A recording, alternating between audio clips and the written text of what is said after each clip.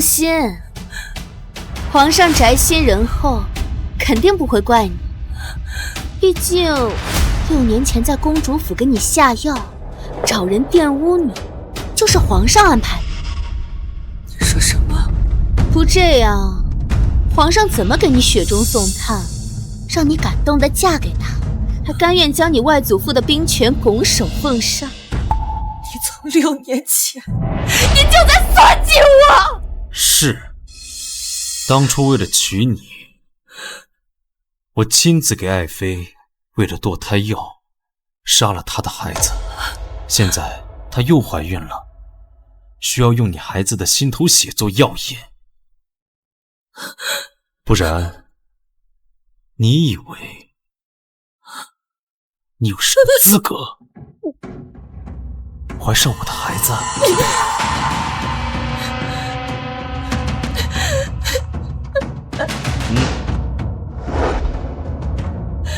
你们要做什么？欠我的，今天一并完了！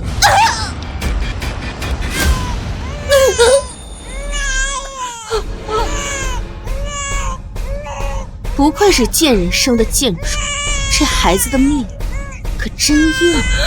孩子，我的孩子，我求求你，我求求你了，你不要伤害我的孩子，你让我做什么都可以。取他心头血，别脏了我的手。不要，不要，不要，不要！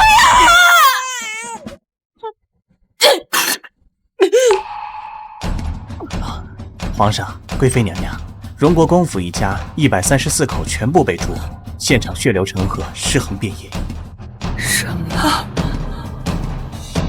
唐蜜，神医又如何？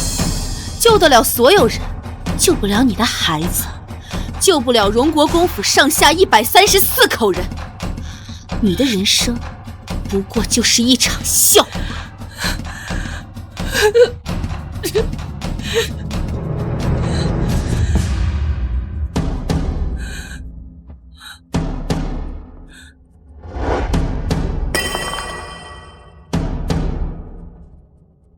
荣国公府心头大患已除，我们可以举办庆功宴了。我有医术替叶君玉拉拢人心，让外祖用兵权助他登基，结果最后却换来满门屠杀，幼子惨死。若老天有眼，我纵化作厉鬼，也要让仇人血债血偿。我的是浊水里把回忆洗一遍，从此不相见。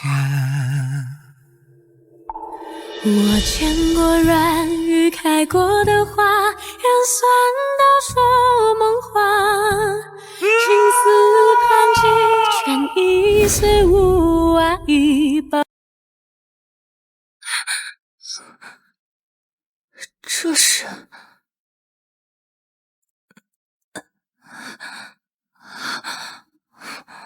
这里是长公主府？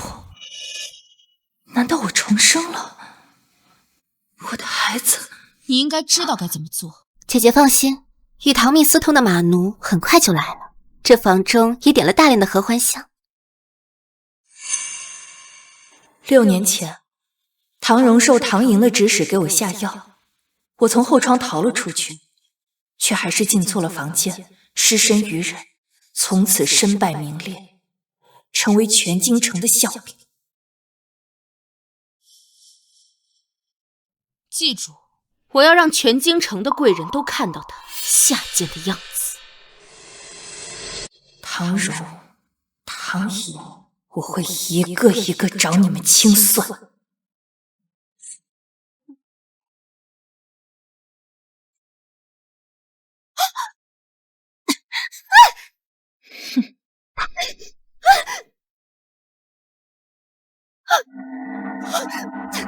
唐蜜，你个贱人，你放我出去！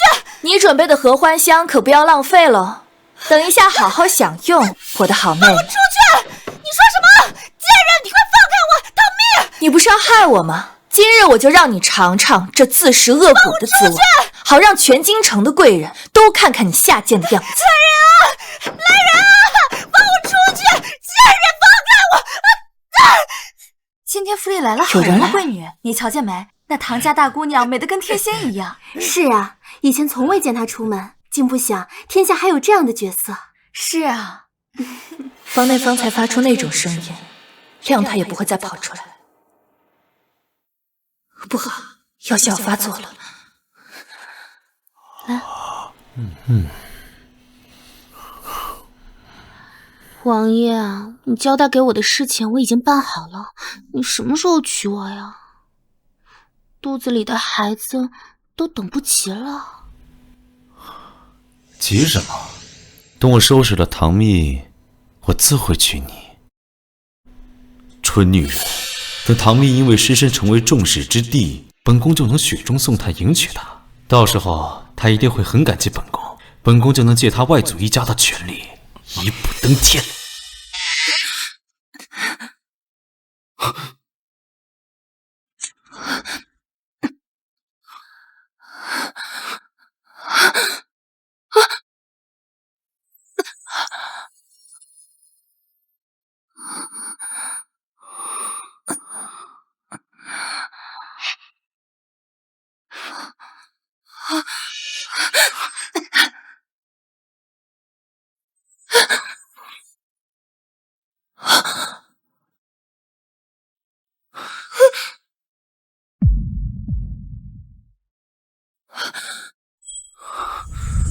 不是吧？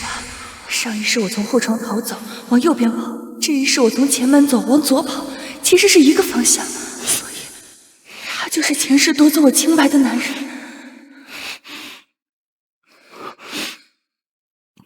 不行，我不能重蹈覆辙。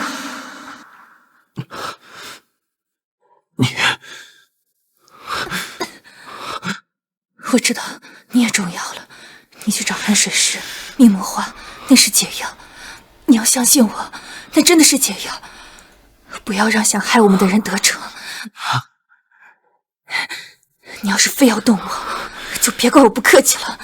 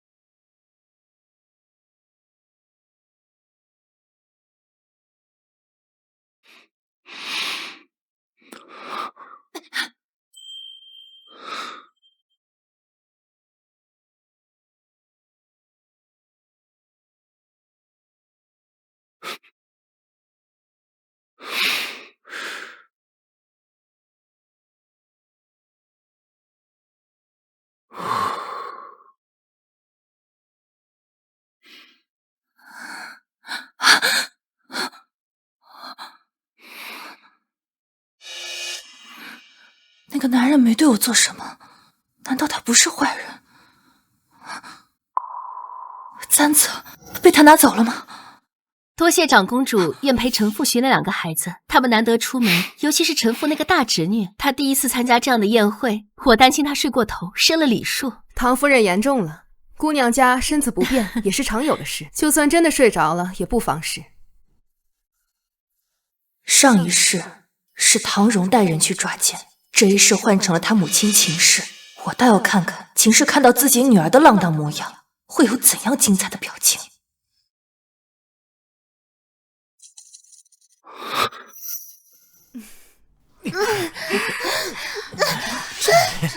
这声音，竟然有人如此不懂规矩，敢在本宫的客院行如此阿杂之事！可能是那些个不知廉耻的下人在这里偷腥，咱们还是别进去了，免得污了眼睛。唐夫人，你刚才还找了唐家小姐这么半天，现在又拦在了门口，难不成这里面叫得正欢的女人是你唐家的人。是啊，长公主府可不是那没规矩的府邸，这要是传出去了，是会连累公主名声的。来人，将这门给本宫撞开！本宫倒要看看，到底是哪个不要脸的在此行脏事。是。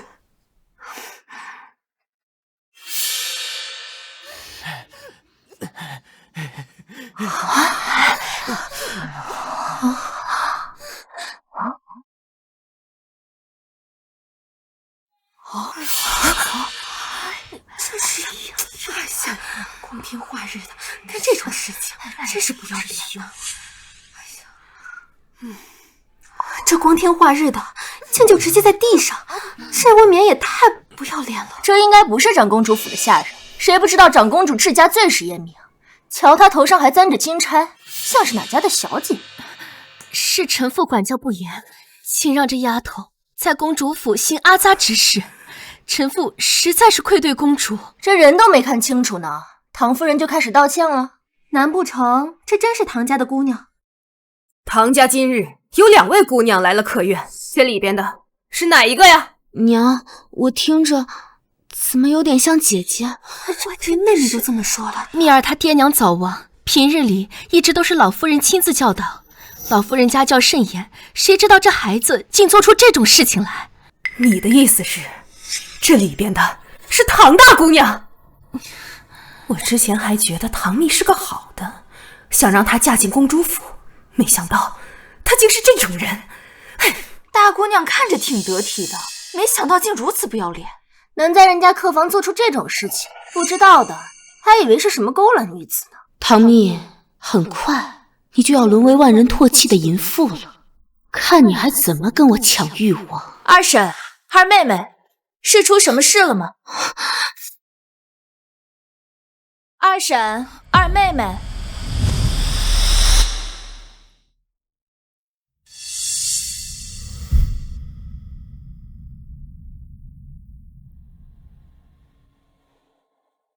是出什么事了吗？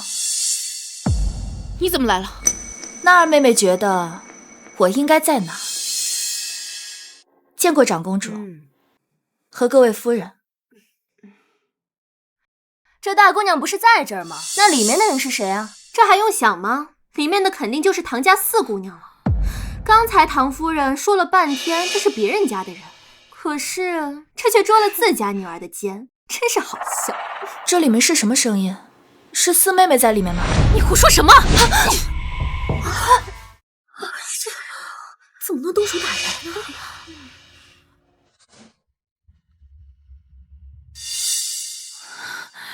不知蜜儿哪里做错了，惹得二婶如此生气。蜜儿虽然自幼父母双亡，却也是祖母亲自教导。倘若蜜儿真的做错了什么，那也应该由祖母发落，不用二婶亲自动手。唐夫人，你只是她的二婶，你怎么能动手打人呢？是啊，不过就是问了一句，怎么就心虚成这样？可怜唐大姑娘父母早亡，在家中还不知道遇到多少蹉跎事。唐大姑娘的父亲，他当初也是战死沙场为国捐躯的，他再怎么说也是英烈之后。唐夫人，你过分了！公主息怒，我娘她只是一时情急，并非故意的，是臣妇怯语了。我这一巴掌可不是白挨的，我会让你们知道什么叫做人言可畏。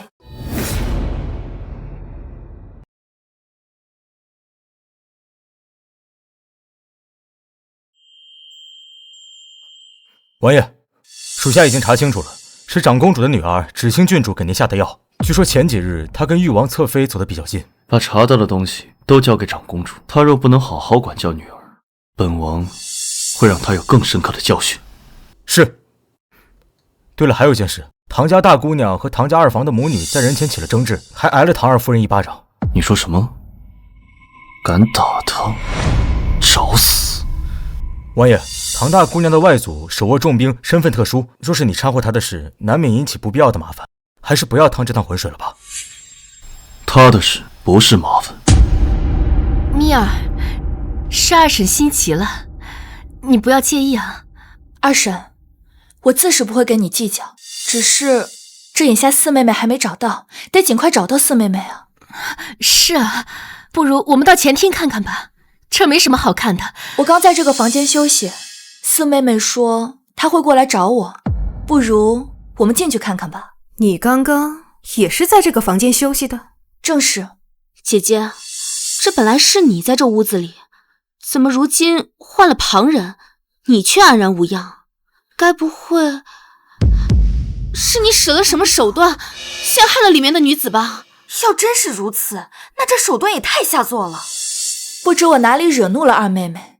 我来公主府做客，我为何要对一个非亲非故的人去陷害？还是说，这里面的人跟我关系匪浅啊？你，什么声音？这是唐四姑娘！哎呀，怎么真的是四妹妹啊？这光天化日之下的，你怎么能与一个男人无美苟合呢？哎呀，这真是糊涂啊！唐夫人，这当真是你的女儿？这到底是怎么回事？贱人，你竟敢害我！四妹妹，你这说的什么话？我什么时候害你了？唐荣，长公主在此，你有什么冤屈，尽管向公主禀明，相信公主深明大义，自会为你做主。请长公主为臣女做主，都是她陷害我的，是她故意把我和那个男人关在里面，还不放我出来。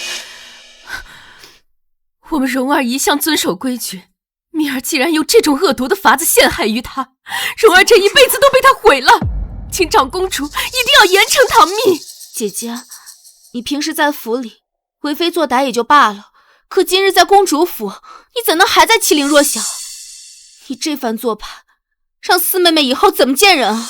这唐大姑娘真是太过分了，竟然如此诬陷自己的妹妹，真是恶毒！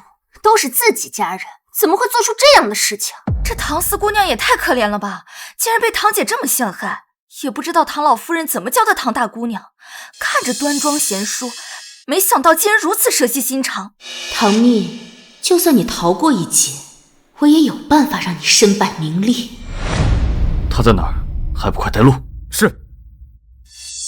王爷向来不会插手这些事，怎么对那个唐大姑娘这般关系？这也太反常了吧！唐大姑娘，你还有什么话说？臣女觉得冤枉。你还敢喊冤？四妹妹口口声声说是我把你关进门的，那我敢请问一句，这门上锁了吗？公主，老奴记得刚才门并未上锁。既然门未上锁，四妹妹故意说是我将她与那个男人关在里面，那这岂不是冤枉我？不可能！我知道了，一定是你用手拉着。你使那么大的劲，你手肯定受伤了，你快给大家看看。唐大姑娘这手不是好好的吗？怎么会？我记得之前拉门的时候手的确受了伤，能这么快就恢复，难道是那个男人？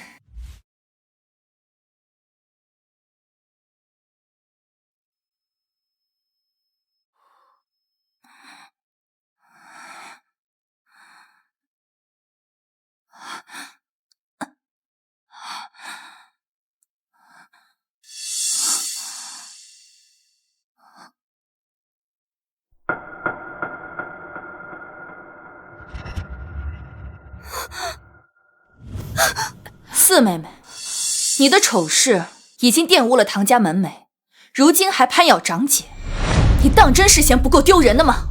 不可能，不可能！明明出事的人应该是你，你为什么会没出事？我倒还想问问四妹妹，我头痛欲裂，浑身乏力，你把我扶进了这个房间之后，我睡着了，我怎么推你进的门啊？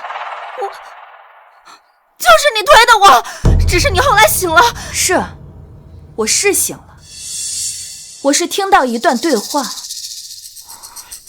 被吓醒的。唐大姑娘，你究竟听到了什么？臣女本在客院休息，却遇到些事情，差点被毁了清白，还请长公主为臣女做主。怎么她的清白也？难不成真的还有事情？定是他为了推卸责任故意编的。我看不像，谁会拿自己的清白开玩笑？况且她还是个未出阁的姑娘呢。你且将详细事由说与本宫听，若有半句虚言，本宫定不轻饶。今日席间，四妹妹端来一碗茶给臣女，臣女喝过之后，便觉得头痛欲裂，浑身无力。唐蜜，你别血口喷人，你自己身体不好，跟我给你端的茶水有什么关系？四妹妹稍安勿躁，我是按照长公主的要求，对长公主详细说明，而且我的确是喝了你的茶，才头痛欲裂，四肢无力。这席间很多人都看到了，他们都可以为我作证。你唐四，本宫并未让你开口。然后，四妹妹带臣女去客房休息，臣女头晕的厉害，便被她扶到了这间房间，在这间房间点了什么香，臣女便睡过去了。隐隐约约中，听到了两位女子的对话，其中一位女子对另外一位女子说，让她找马奴来，侮辱臣女，还说要让全京都的贵人都看看臣女下贱的模样。臣女当时心里害怕极了，想着他们要是马上进来该怎么办，便立马跳窗逃了出去。如今想想，这声音还真是好生耳熟啊！贱人，你少冤枉我！四妹妹，我只是单纯的复述两人的对话，你这么着急跳出来，到底是真的清白，还是做贼心虚啊？长公主，如今想来，我今日遭遇的事情是有人刻意为之，喝茶头晕是设计，扶进客房休息是刻意安排，找男人来更是心思歹毒。倘若我没有听到谈话，恐怕现在就是我遭遇不测。臣女自幼父母双亡，一直恪守礼节，甚至足不出户，就是怕行错踏错，给王父王母丢脸。但是没有想到，他们还是不肯放过臣女。请长公主为臣女做主。这唐大姑娘也真是可怜，当年唐大将军英勇不凡，这唐大夫人也是秀外慧中，可没想到她现在竟然被如此凄凉。你先起来，去找人查验一下唐大姑娘喝的茶。是。幸好我提前让人将茶水处理了。长公主，只怕这证据已经被毁了。唐蜜，你什么意思？无凭无据，你却想给我们蓉儿泼脏水？大姐姐素日里就与四妹妹不和，平日里也是多次说谎针对她，今日怕是找不出证据，故意栽赃吧？就是。唐大姑娘，姿势体大，若是你没有证据，本宫也定然不能轻信你。毕竟今日受害的是你妹妹，而不是你。谁说她没有证据的？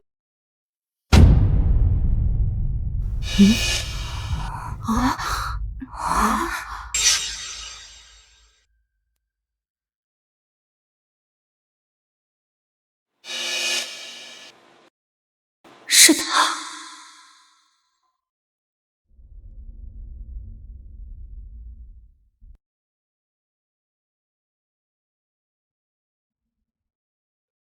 宣王，你怎么来了？听说姑姑在调查唐大姑娘重要一事，只是些内宅琐事，怎敢惊动王爷？他竟是宣王？没错。难道你知道内情？先前本王在客院休息，恰好碰到唐大姑娘身体不适，连路都走不稳，就让人替她诊了脉，竟发现她被人下了药。竟真有此事！看来唐大姑娘没有撒谎，这唐四姑娘好歹毒的手段。王爷，您莫不是被长姐骗了吧？她惯会演戏，她……本王身边的侍卫多少会些医术，是不是装的，本王自己会看，还轮得到你来质疑？臣女不敢。唐四姑娘坏事做尽，唐二姑娘身为亲戚，不知训诫也就罢了，怎么还做起了帮凶？这难道就是唐家二房的家风吗？宣王跟唐蜜是什么关系？怎么这般维护他？今日不给一个交代，怕是唐荣会被追查，连累我和叶君玉就糟了。看来真相已经明了，唐二夫人，这就是你教出来的好女儿。以她今日对唐大姑娘所做之事，移交官府也不为过。娘，不如您先动手。娘，为娘还以为你说的是真的，一心护你，以为真的是你大姐姐害了你，没想到竟然是你想要陷害你大姐姐。为娘以前是怎么教你的？你太让为娘失望了，还不快给你大姐姐道歉，回去再向你祖母领罚。我不道。四妹妹，听话。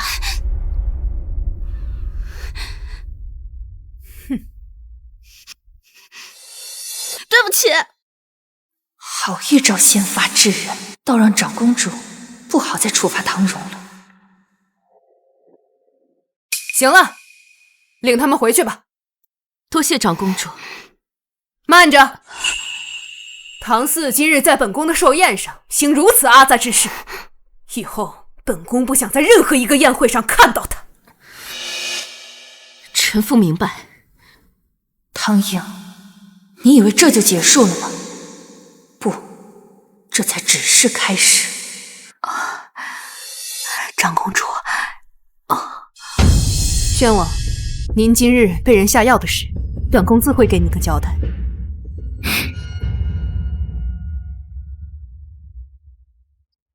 多谢王爷替我作证，就当是你告诉本王解药的谢礼吧。王爷放心，客房的事情我一定不会说出去。臣女告辞。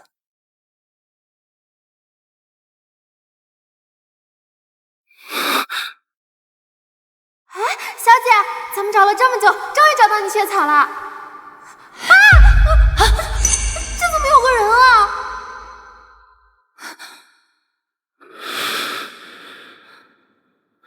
他中箭了，这箭上有毒，必须立刻把箭拔出来。匕首给我。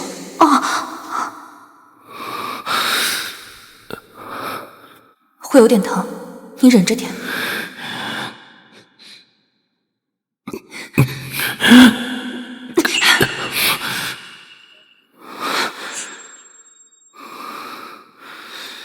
把那些草拿来。可是我们找了一天才只找到一株。不给他，他就会死。拿来。咱们又不认识他。我是大夫，不能见死不救。拿来。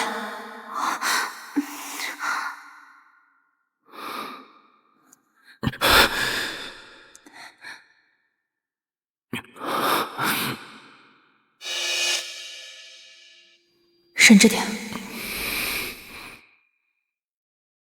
唐蜜，一别经年，我终于找到你了。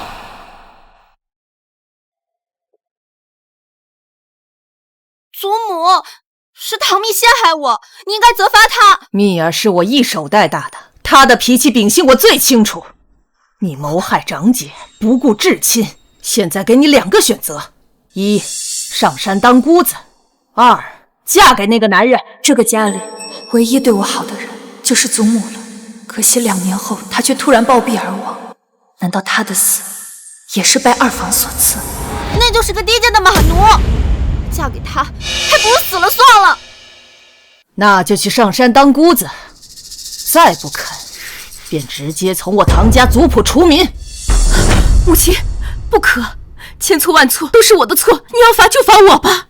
你是该罚，亲生女儿被你教得如此恶毒，你是罪该万死。从今往后，你把长家之权交出来吧。四妹妹，你还是听祖母的，去尼姑庵吧。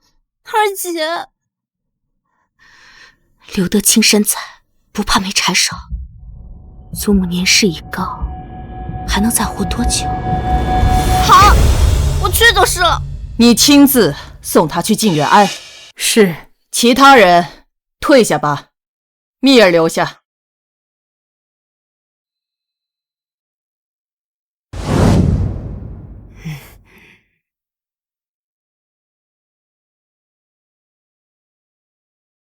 跪下！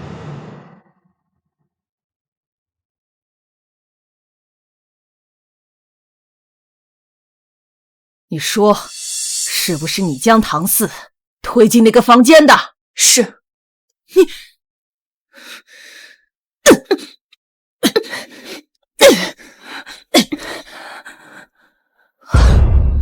知道祖母为什么打你吗？知道。姐妹之间应该和睦相处，互相帮助，不该相互算计。祖母知道，是他们先想要害你，可你也不能那样对她呀。她好歹是我们唐家的闺女，这一荣俱荣，一损俱损，你害了她，何尝不是坏了你自己的名声啊？上一世我铭记祖母教诲，从不害人，可结果呢？可知错？我没错。你说什么？我说我没错。我的蜜儿一向都是最乖的，她今天是怎么了？好，你就在这里跪着，好好反省吧。哼！王爷，我们派出去的眼线来报，说誉王昨日去了长公主府，是去跟将军府的二小姐私会了。他和唐儿竟有私情？是，他们二人合谋让唐大姑娘失身，然后誉王再不计前嫌的出现，晓之以情，动之以理，到时候唐大姑娘就会嫁给他，荣国公的兵权也就到手了。天凉了，该给誉王送点温暖了。您的意思是把誉王在城南的几间铺子烧了？遵命。哦，对了，还有件事，那位唐家大小姐被将军府的老太君罚跪了祠堂。你说什么？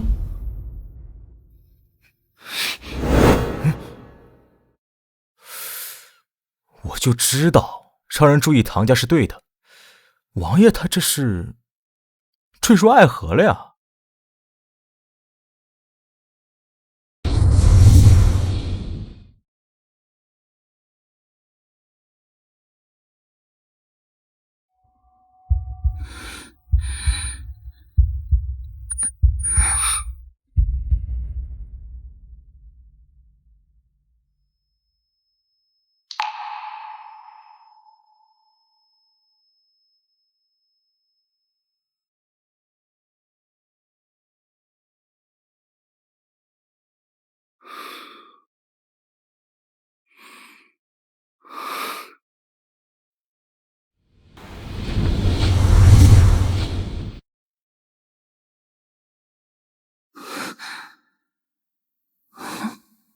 这是男人的皮肤，有人来过。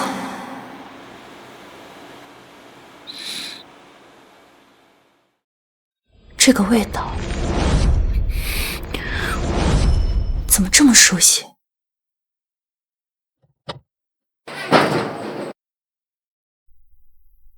大小姐，老太君让老奴请您回屋休息。您别怪老太君，打在您身上，疼在她心里。嬷嬷，我知道的，我没有那么好歹不分。不是说万无一失吗？怎么没成？都怪我那个四妹太蠢了，竟然被唐蜜那个贱人给反害了。既然知道他蠢，为何还要让他动手？殿下放心，我已另有计策了。再过不了多久，就是花灯节。按照每年惯例，唐蜜会去集市上买一盏花灯，供奉他爹娘。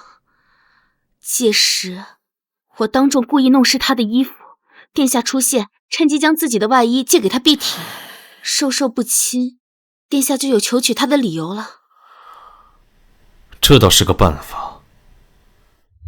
记住，一定要万无一失。本王等不了了。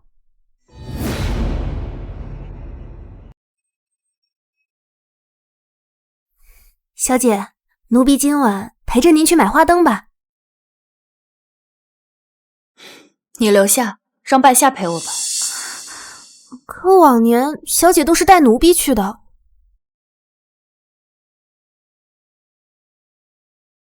前世临死前我才知道，福临一直是唐营的人，而半夏为了护我死在了他的手上。这笔账我会一起清算。我这庄匣呀，有一些首饰，也不知是不是进了贼。这你是我最信任的人，你留下我才能放心啊。原来是这样，小姐放心，奴婢一定替您看仔细了。走吧。小姐，府里真的进了贼吗？要不要禀告老夫人？要不是留着福临还有用，他现在已经是个死人了。往后多提防他一些。是啊。来，走，我们去那边看看。哇，你看这个啊！厉害，厉害啊！我们可以去一下那个。哎，小姐，你快看，真漂亮！那角落的花灯好看，咱们去买。姑娘，我这每盏花灯下面都有对应的签文，你可以选了，我帮你解签。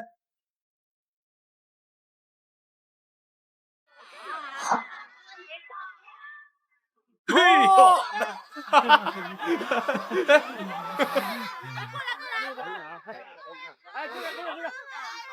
哎呦，真是巧了，二位选了同样的花灯。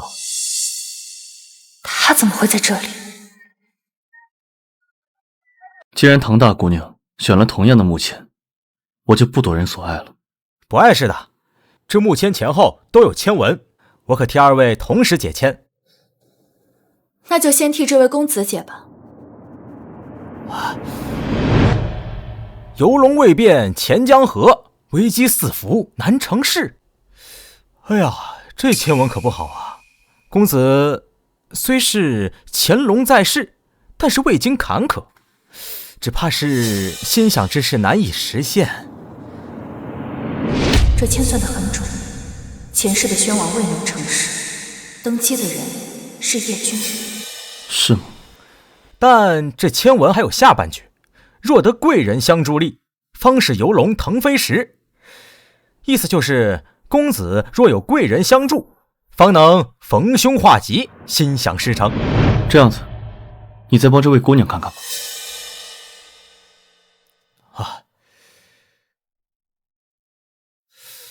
姑娘，你们……难道他看出来我重生了？姑娘真是贵命，凤凰归西梧桐树，一轮涅槃重复始。姑娘想要涅槃重生，怕是不可能，只能周而复始。周而复始？难道这一世我还是改变不了结局吗？不过这签文和公子的一样，有化解之法。有什么办法？贵人自有贵人引，方能否极泰来。意思就是有贵人相助，姑娘便能逢凶化吉，否极泰来。那贵人在哪里？二位的贵人皆已出现，远在天边，近在眼前。你的意思是，我们是彼此的贵人？没错，缘分就是如此的奇妙。刚才的签文，宣王殿下不必往心里去。殿下是天皇贵胄，而臣女人微言轻，实在担不起殿下的贵人，定是那商贩胡诌的。我倒是觉得，若唐大姑娘能成为我的贵人，是我之幸；若本王能在唐大姑娘需要的时候帮到你，更是三生有幸。我们不过见过寥寥几次，他为何对我说这样的话？难道他跟叶君玉一样，也想要我外祖的兵权？我与殿下不过是萍水相逢，委实不敢高攀。臣女还要去给父母挑选一盏花灯，就不打扰殿下了，先告辞了。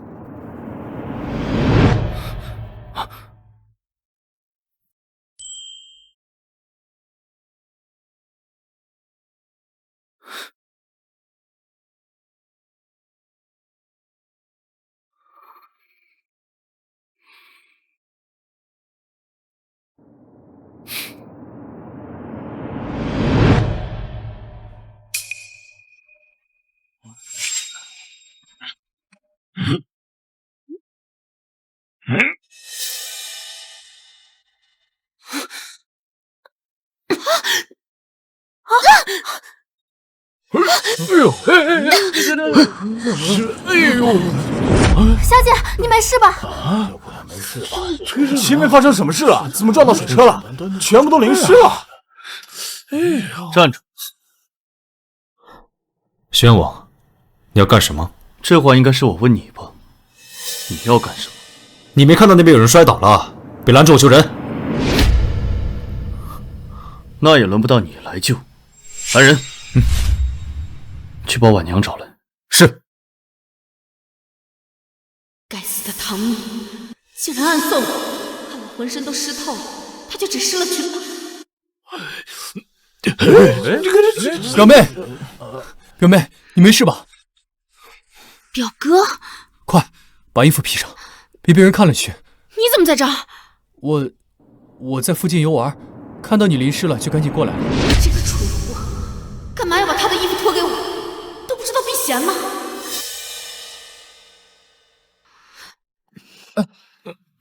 谁让你多管闲事？看来有人要搬起石头砸自己的脚。殿下，婉娘来了。婉娘，把我的披风给她。是。是。唐大小姐，夜寒如水，你先披上本王的外衣吧。不必了。不用跟本王客气，你的衣服湿了，这样不方便。姑娘，我这里有一件干净的披风，送给你穿吧。我也是女子，不会影响姑娘的清誉的。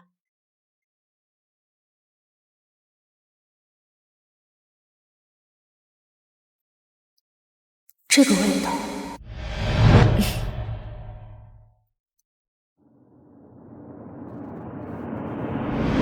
小姐，今天真是吓死奴婢了，你没事吧？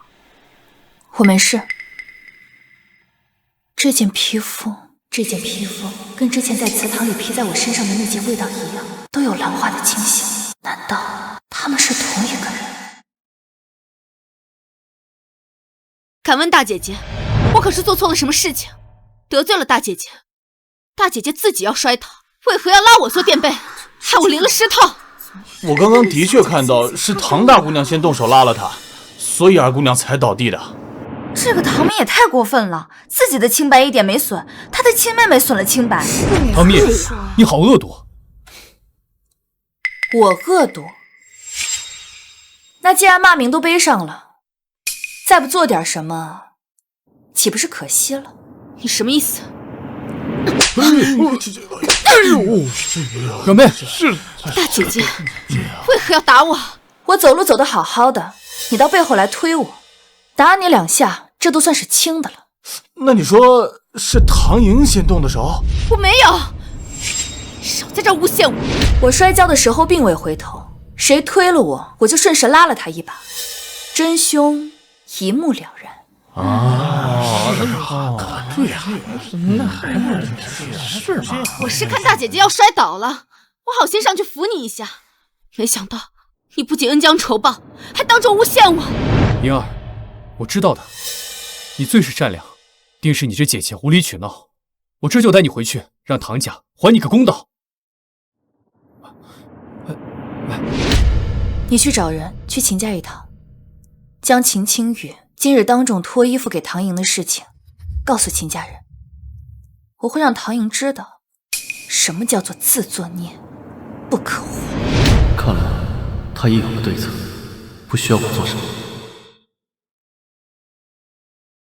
祖母，我本是想帮姐姐才伸手，谁想到她突然伸手将我推倒，害我全身湿透，被人看了笑话，还请祖母为我做主。老夫人，我作证，都是唐蜜的错，您这次可不能再偏心她了。蜜儿，到底怎么回事啊？精彩，还真是精彩啊！二妹妹与秦家表哥还真是琴瑟和鸣，默契十足呢。祖母，你看唐莹身上现在还穿的是秦家表哥的衣服，不如成全他们吧。母亲，不可！有何不可？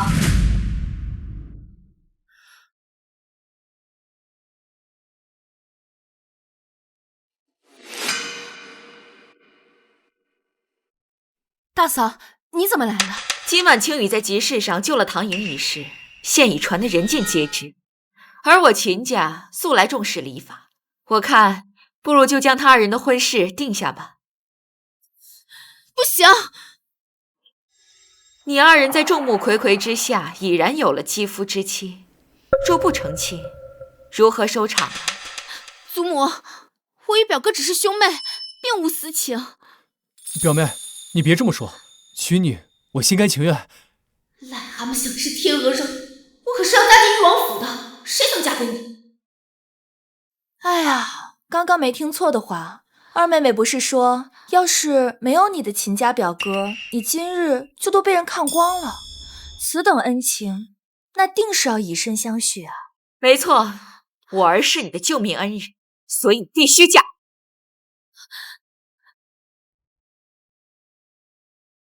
蜜儿，你来，我有话问你。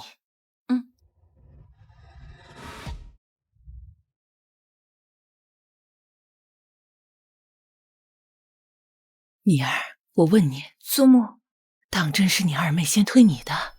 祖母，我知道您不愿相信，可当时誉王就在不远处，我不过施了些裙摆，他就急不可耐的要把自己的衣服给我。您觉得这正常吗？这么说，他跟誉王勾结，想还你清白？包括上一次在公主府，以四妹妹的脑子，根本就想不出这样的计策。他怎么敢？祖母，别动气，祖母。蜜儿，这件事情祖母给你做主。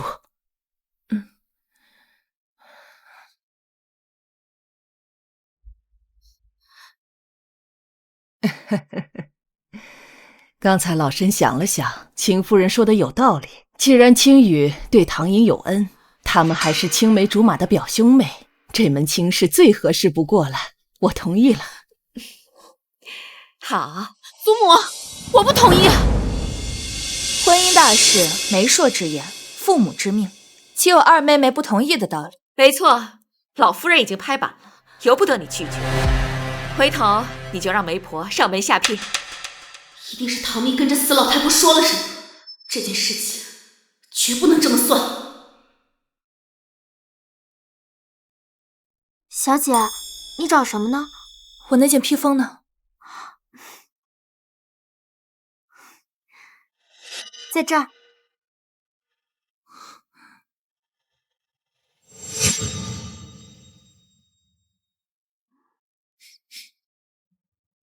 两件一模一样，连上面的冷香都一样。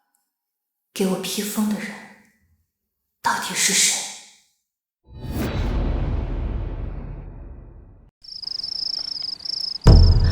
王爷，祖母要将我嫁给表哥，请您帮帮我。你怎么办事的？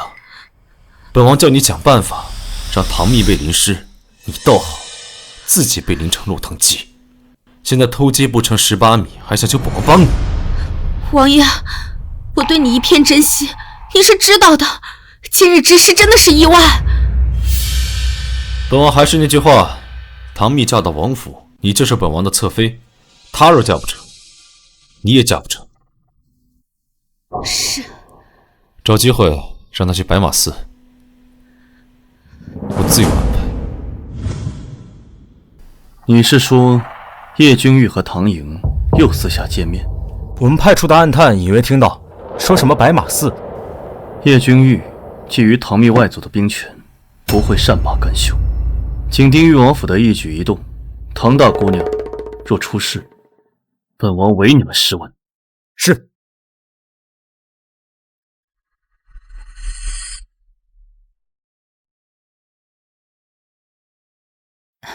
母亲，钱家那边已经算好了订婚日子，就在下个月底，9月28。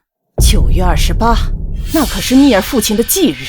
可秦家的人说，下半年没有合适的日子，就那日最合适，而且他们也不怕冲撞，说这是撞喜。这种鬼话你也信？你的脑子呢？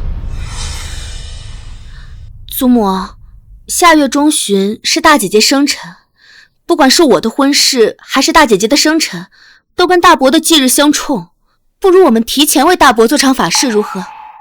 这倒也不是不行。这可是大伯的10周年整戒，不能马虎。我想，就选择白马寺如何？香火旺盛，而且祖母也与住持相熟，必定会多照顾一二。不如就选择白马寺吧。白马寺确实不错，那就这么办吧。唐颖怎么可能心甘情愿嫁给秦青羽？事出反常必有妖。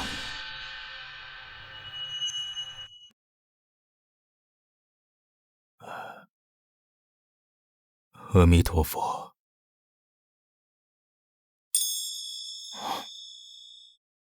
净空大师，老夫人有礼了。此次我们来，想请贵寺为我儿做一场法事，会在此小住几日。老夫人全爱子之心，唐将军泉下有知，定能感受到。听闻净空大师算无一策，可否请大师替我大伯算上一卦，让我们知道他在下面过得好不好，也好让祖母安心。既如此，老衲就替唐施主算上一卦吧。那有劳大师了。阿弥陀佛。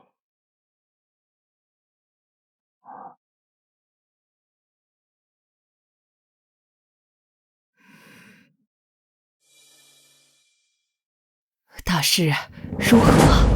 老夫人，此卦为两面阴，乃是大凶之卦。唐施主他在下面过得不好，他前世沾血过多，只怕到了阴间也会受重刑折磨，尚未赎清罪孽。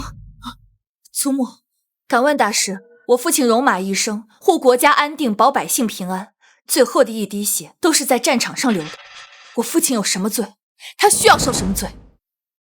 阿弥陀佛，唐施主身为武将，杀恶太多，我们都要为自己所作所为付出代价。唐施主在世时受万民敬仰，这些都是他的业，他的账，这些都是要他自己还的。作恶多端之人，死后才会遭报应。大师天天替别人算卦，什么时候也替自己算一卦？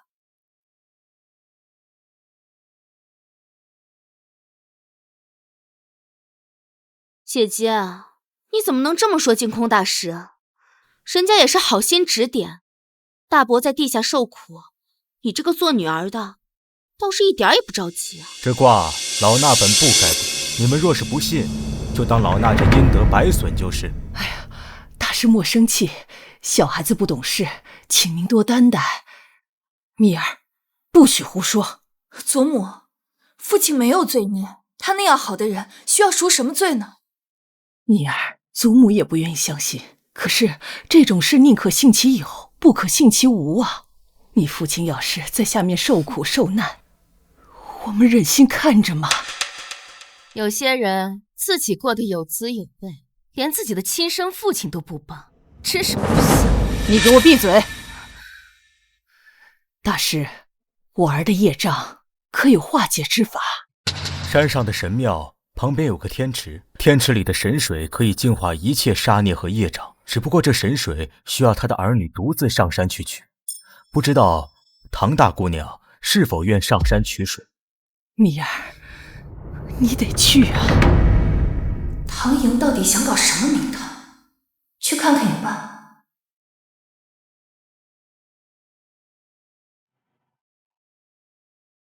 小姐，我们带这么多草药干嘛？这些药足够放倒不少人了，以备不时之需。他们最好别犯在我手上，不然我亲自让他们下去给我父亲赔罪。我走了。小心点。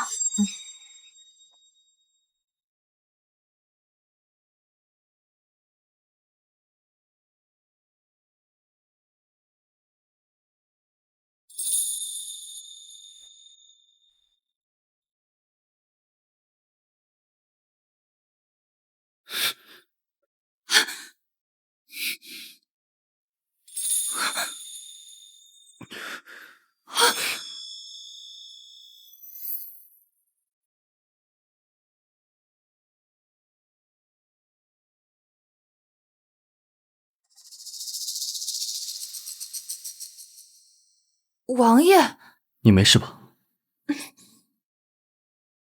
宣王殿下，怎么会到这里的？这里被人挖了一个深坑，用枯枝覆盖住，掩人耳目。刚才你若再往前踏一步，就会掉下去了。我早就预料到他们会动手，没想到连坑都给我挖好了。看来王爷是知道这挖坑的人了。唐大姑娘不是也猜到了吗？叶君玉一心想娶你，你若掉了下去，他定会装作救你的模样，一并跳下去。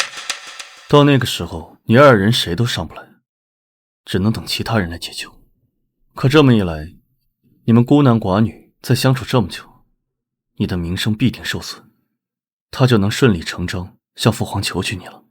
好歹毒的心思，我委实没想到佛门净地，他竟如此丧心病狂。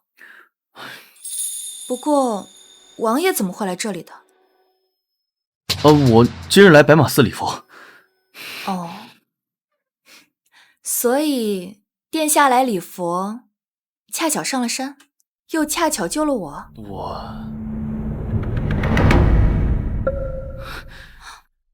有人来了，先避一避。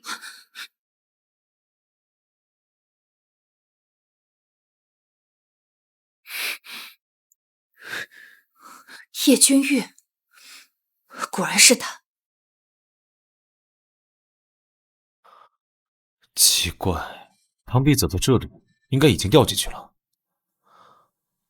怎么没个人影啊？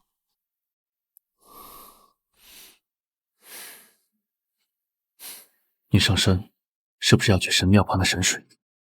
你连这个都知道？你只身一人前去不安全，我陪你去吧，免得你遇到叶君玉会有不必要的麻烦。王爷同样是外男，我怎么知道跟你一起走就没有麻烦？唐大姑娘，不必对我如此害怕，我可以保证不会对你做什么，更不会伤害你。说什么不会伤害我？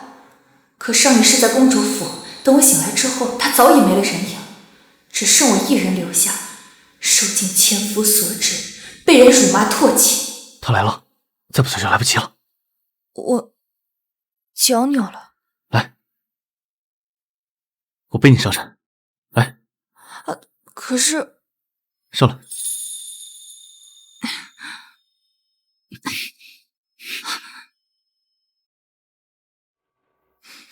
这个味道是熟悉的兰花香，给我2次披风的人是他。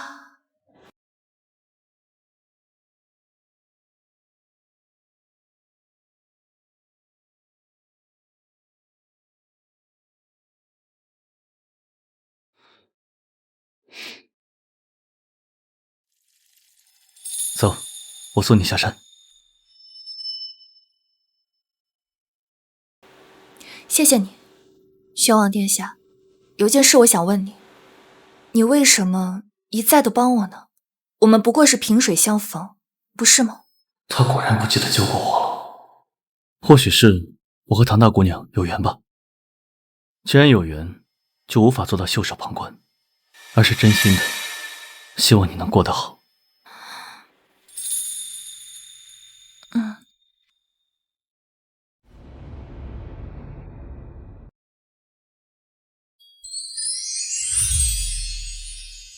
前面就到了，你放我下来吧。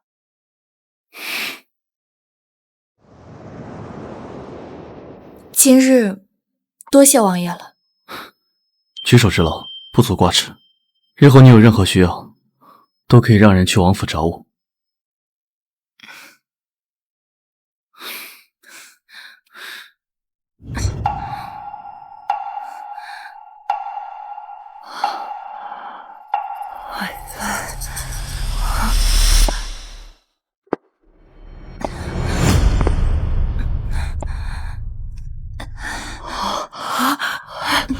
小姐，唐蜜居然回来了，不应该啊！玉王不是说让人挖了坑，等着唐蜜掉下去，他才下去施救的吗？蜜儿，你回来了，你受伤了。祖母，我脚扭了，快让人去请大夫。母亲，寺庙哪有什么大夫，还是等回府再说吧。不知姐姐的神水取到了没有？我受伤了，所以你没有取到神水，那后面的法事还怎么做？我们一大家子都在下面等你，所有准备全都白费了。谁让你等的？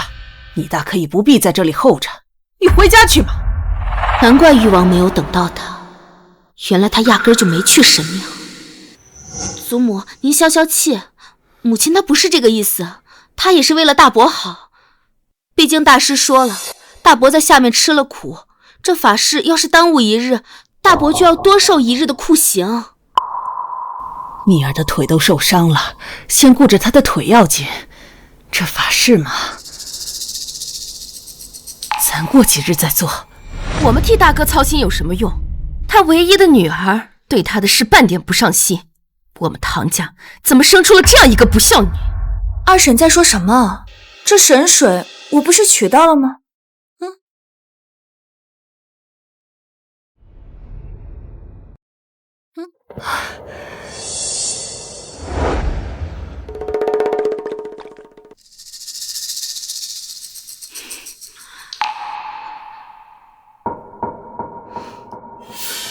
姐姐不是脚扭了吗？怎么可能去神庙取到水呢？这真的是神水？不会是你从路边随便找来糊弄我们的吧？取自神庙，岂能有假？我虽然腿受伤了，走得慢了些，但事关父亲，再难我也得将水取回来。蜜儿，你是个好孩子，奶奶就知道你是个孝顺的孩子。如果是真的，他为何没有掉进坑里？誉王不是说他做了完全准备吗？快去将净空大师请来。我去请吧。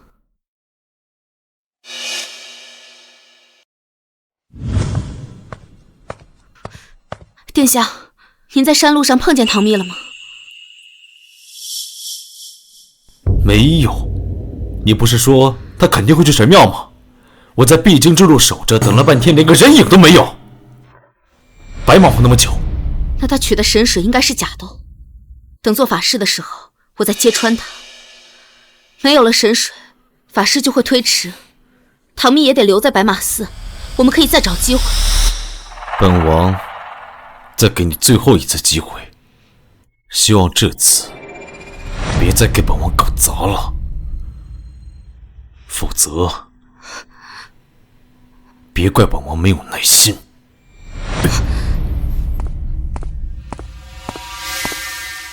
该死的唐蜜，一再坏我好事，等我进了王府，一定找机会弄死你。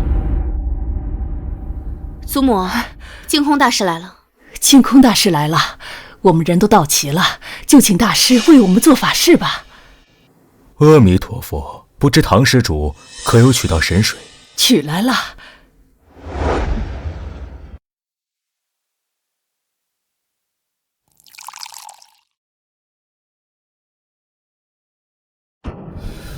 净空这个表情是什么意思？难道神水是真的？大师，这水没问题吧？这水……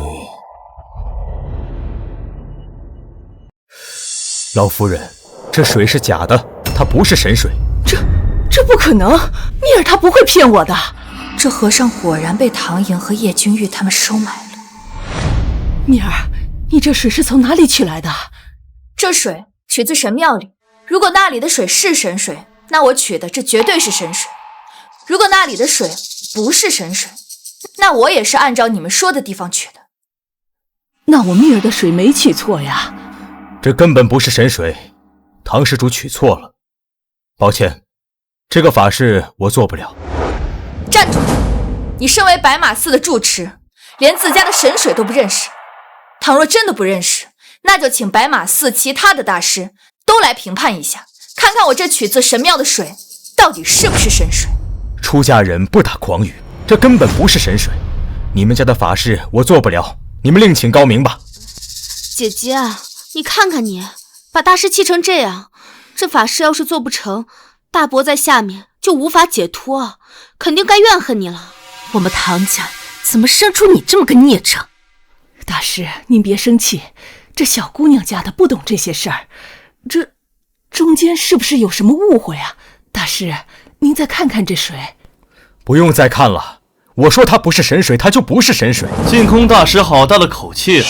本王怎么不知道一个白马寺住持也能对香客摆这么大的谱了？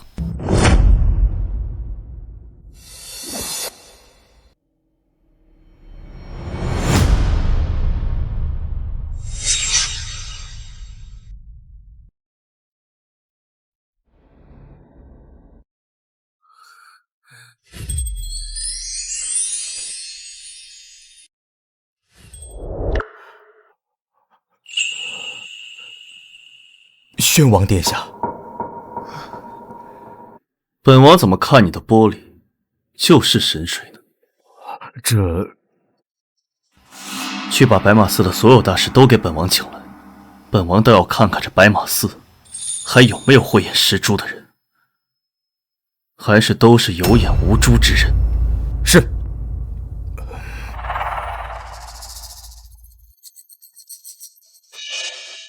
七皇帝，好大的阵仗啊！不知道出了什么事情，需要出动寺里这么多大师。连皇兄都惊动了，可不算大事吗？本王请你们几位大师过来，是想请你们帮忙鉴定一下，这碗里的水是不是天池中的神水。净空大师都在，七皇兄何必多此一举啊？本王是怕净空大师眼神不好，不如了尘大师帮忙看看。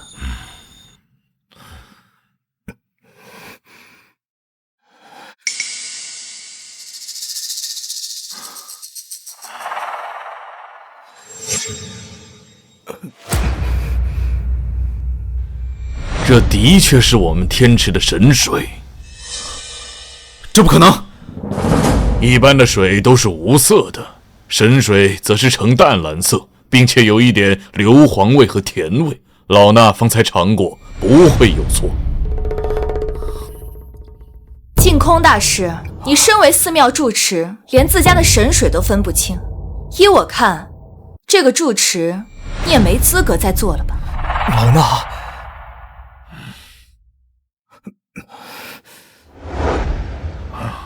这件事，老衲自会给唐大小姐一个交代。家父10周年忌日，还请了尘大师为家父做法事。有劳了尘大师。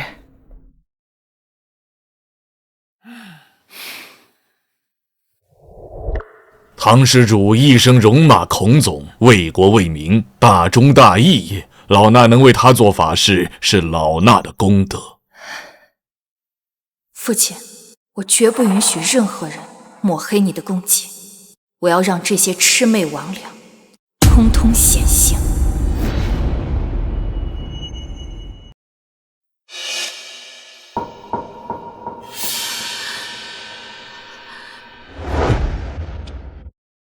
现在怎么办？如果誉王娶不到唐妮，你也别想进王府了。我绝不会嫁给秦青羽。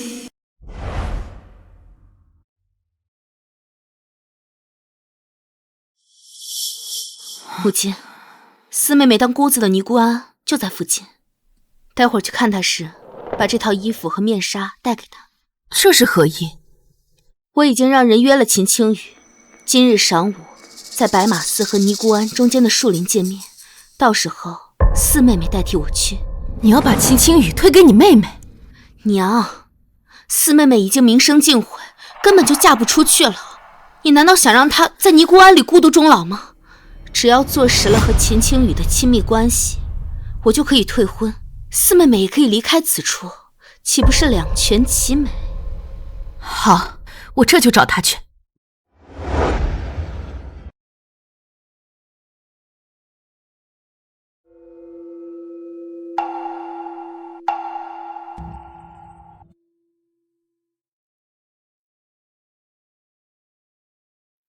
受宣王殿下所托，法事已毕，唐将军九泉之下，定能安息。多谢大师。谢谢。如今法法事已经做完，我们也该告辞了。老衲也该告辞了。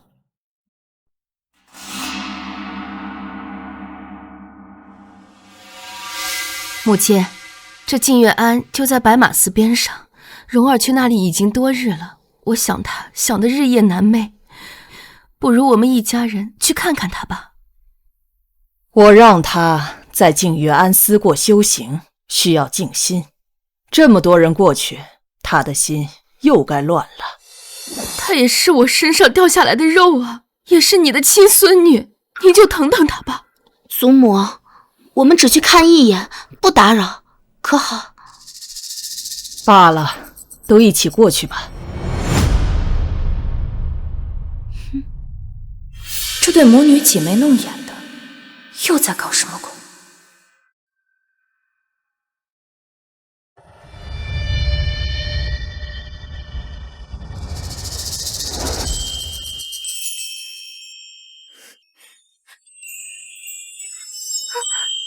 表妹，我一收到你的信我就来了，几天不见，可想死我了。我记得从这条路过去就到净月庵了，四妹妹看到我们一定会开心的。表妹，你身上好香啊，再让我亲一口好不好？讨厌！哎呀，这是什么声音？听着怎么如此耳熟啊？娘，那个不是青羽表哥吗？还真是他！这光天化日之下，佛门圣地，成何体统？原来他们唱的是这出戏。唐莹为了不嫁入秦家，还真是处心积虑，连自己的妹妹都能往火坑推。你们在干什么？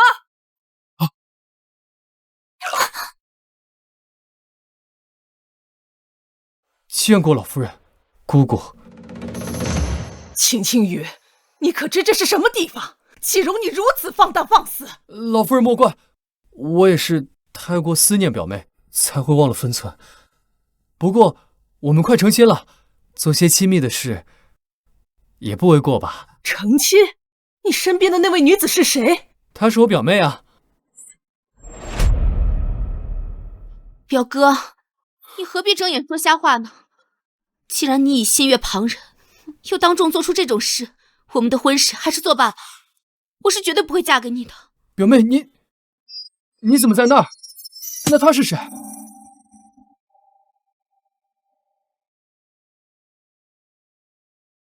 那他是谁？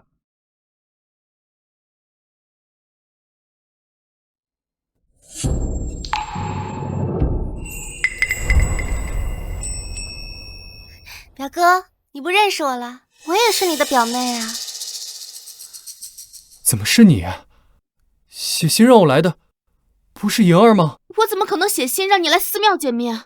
表哥，你这番话不仅污蔑了我四妹妹的清白，更是玷污了我的名节。跟秦家这门婚事，我是不能要了。倒是我四妹妹，你们秦家娶定了。我没有，表妹，我心里喜欢的一直都是你啊。那些字迹，就是你的呀。那信呢？拿出来看看。你让我看完给它烧了，我就烧的连灰也不剩了。空口无凭，不是污蔑是什么？表哥，你都对我这样那样了，你总不能不负责任吧？你戴着面纱，我还以为是莹儿呢。够了！祖母，还请您取消我和秦青羽的婚事，成全了他和四妹妹。唐柔，我送你上山是来进修的，不是跟男人鬼混的。你如此行事，对得起唐家的列祖列宗吗？母亲，事已至此，您再骂他也无用了，还是让秦家早日下聘，将他娶回去吧。不行，我不同意。表哥，在我心里，你一直是一个堂堂正正、顶天立地的正人君子。你可千万别做让我失望的小人啊！唐莹这招够损的，给人家下套，还说这种话刺激他。秦青羽碰到他也是倒了霉了。可是别可是了，你不嫌丢脸，我们唐家还嫌丢脸。你和唐英的婚事取消，替换成跟唐荣成婚，就这么说定了。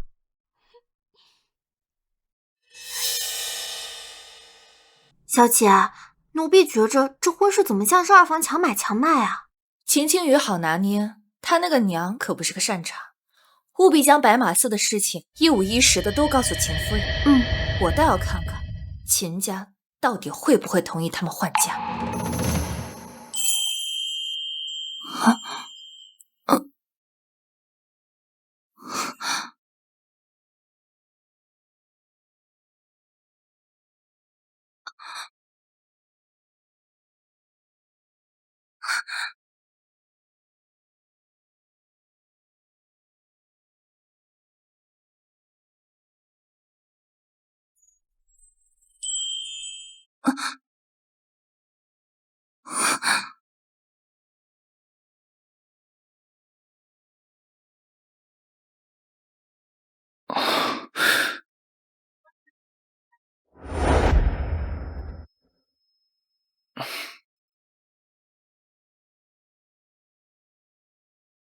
谢谢殿下。不必客气。先前我被净空大师刁难，也多亏了你及时找其他大师过来帮我作证。神水是本王陪唐大姑娘取来的，自当善始善终。殿下帮了臣女那么多次，臣女实在是无以为报。我不需要你的报答，只要你开心就好。这个你拿着。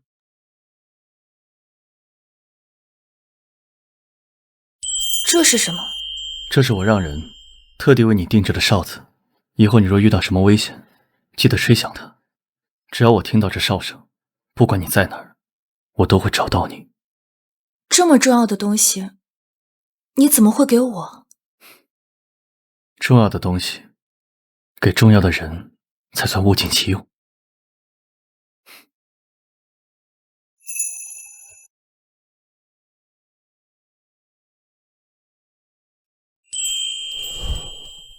重要的人，他是在说我吗？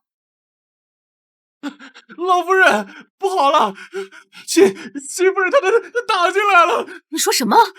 给我滚开！秦小云，你好歹毒的心思啊！为了把自己那个没人要的女儿嫁出去，连亲侄儿都算计，你还是人吗？是秦青雨自己跟唐荣亲热，被我们撞见了。于情于理，他都该负责。负你娘的责！我告诉你，要么就老老实实的让唐英给我嫁过来，我可以顺带着让唐荣为妾；要不然，我就把之前公主府的事情闹得人尽皆知。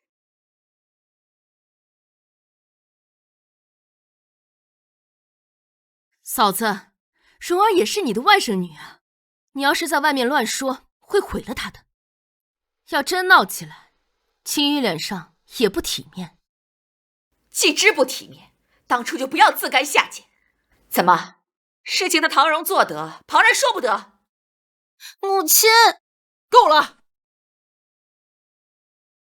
秦氏，这件事你自己跟大嫂商量好。如果因为你们母女辱没了我们唐家的门楣，我定让老二给你一纸休书。听懂了吗？哼！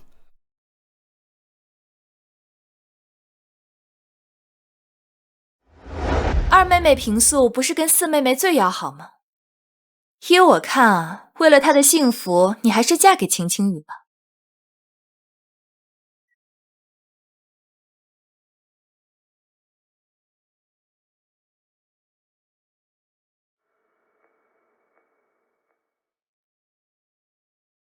大嫂，听说大哥前几日在赌坊收了不少银子。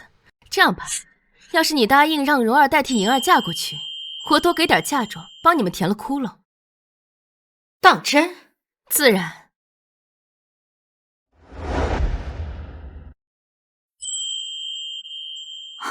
小姐，他们说，就是这样。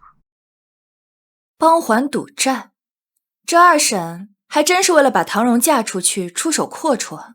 除了唐荣，回头唐莹要嫁给叶君玉当侧妃，还得拿不少嫁妆。二老爷官职低微，能有那么多银子吗？如今二婶已经不再执掌钟馗了，府里的银子拿不出来，想必会另动歪心思，给我盯紧他。是。哦，对了，刚刚奴婢回来的时候，听到二小姐吩咐婢女将新做的衣裳和新买的胭脂水粉送到房内，像是要精心打扮的样子。可是近来也没有听说要什么宴会啊。没有宴会，那就是私会了。钱世林死前，唐寅说叶君玉为了娶我打掉了他的孩子，算算时间，他们最近该圆房了。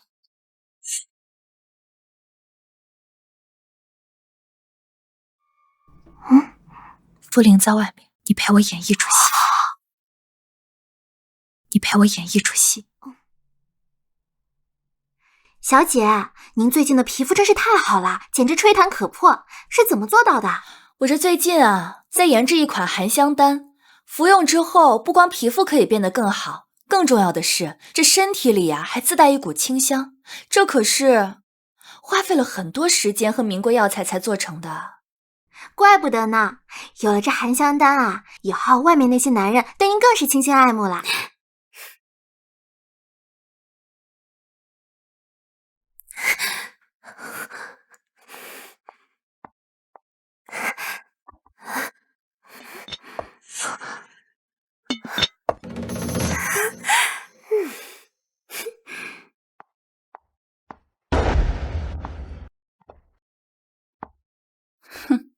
小姐，这含香丹到底有什么作用啊？一旦服用了之后，毒素就会在体内蔓延，若是行了房事，会怎样？断子绝孙。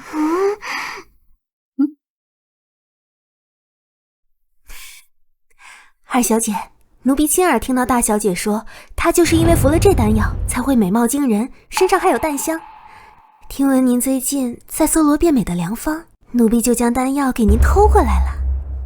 不错，你做得很好。怪不得只要唐蜜一出现，所有男人的眼光都会聚集在她的身上。原来她是用了这个手段。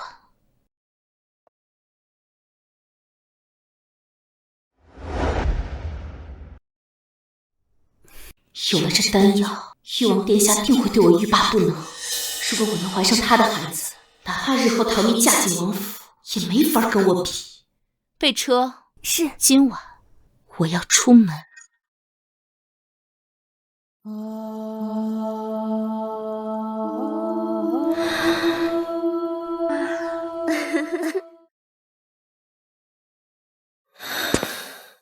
王爷，来呀！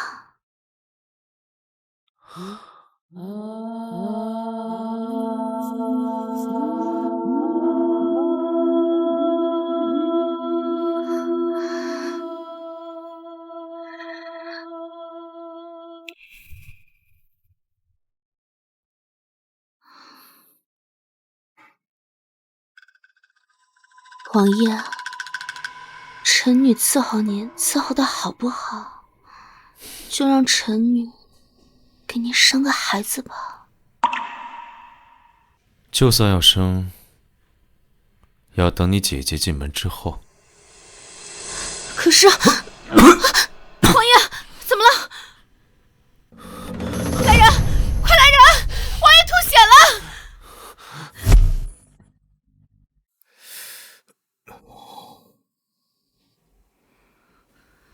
太医，誉王他怎么样了？回皇后娘娘，王爷他这是中毒了。可他的吃食你们都检查过了，没有问题啊。他这毒不像是吃下去的，倒像是行房事之后蔓延到体内的。这位姑娘，可否给你把把脉？愣着干嘛？给太医看诊。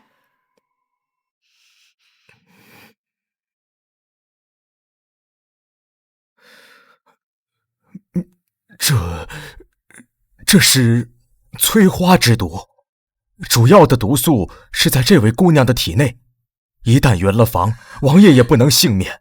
而且这样的毒素对男子危害极大，所以王爷才会吐血昏迷。那可有解药？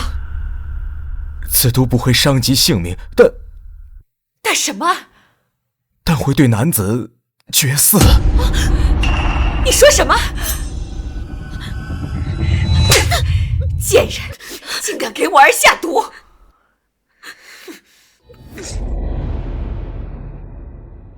皇后娘娘，臣女冤枉，臣女什么都不知道。姑娘，你最近是不是服了什么药？还有印象吗？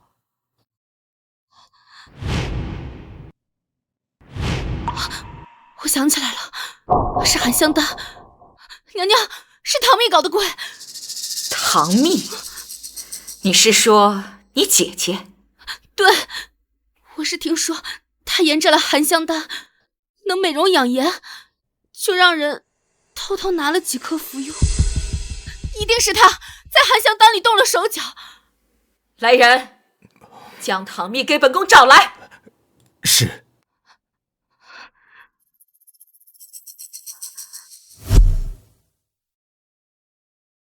参见皇后娘娘。给本宫跪下。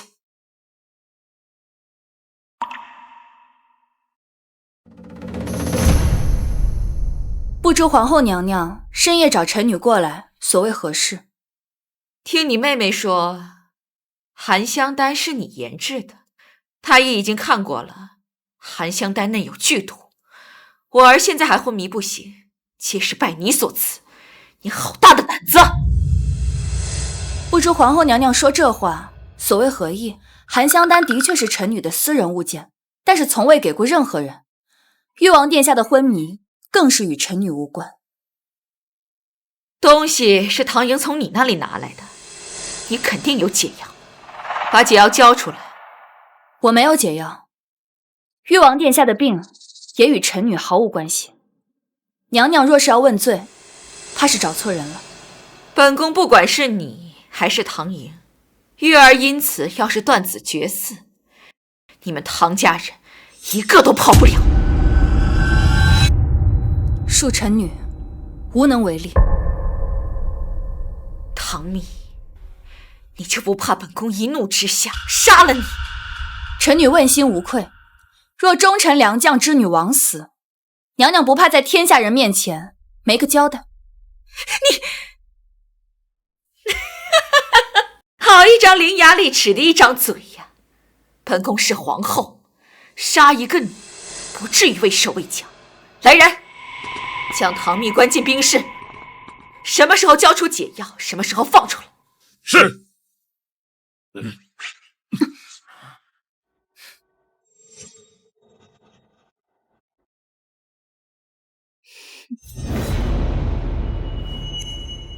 还有你，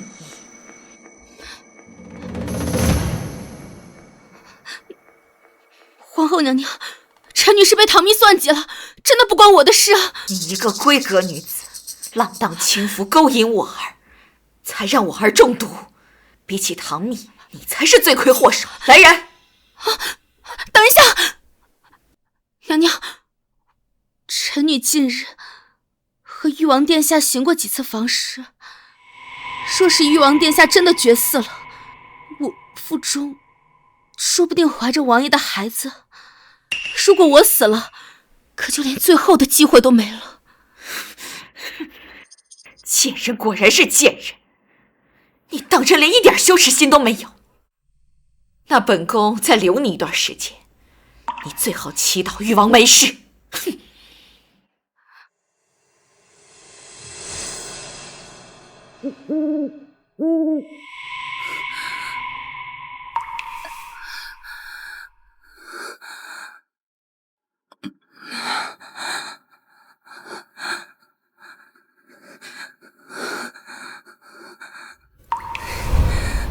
虽然来之前我已经跟祖母说过，若我一个时辰未归，就请他拿着御赐宝剑进宫面圣。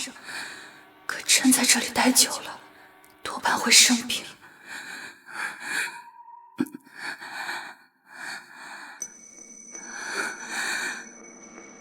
这个哨子真的像他说的那么神奇？如果对上皇后，她还会愿意救我吗？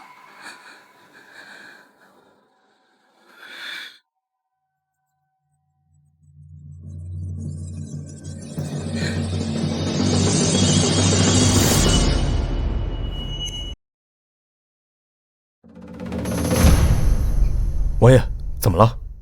他有危险。他是谁？谁有危险？这个方向是誉王府，找一队精锐，跟我去誉王府救人。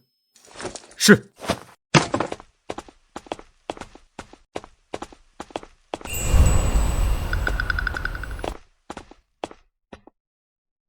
他还是不肯交出解药。无论怎么问，他都说没有解药，这件事跟他无关。哼，还真是嘴硬。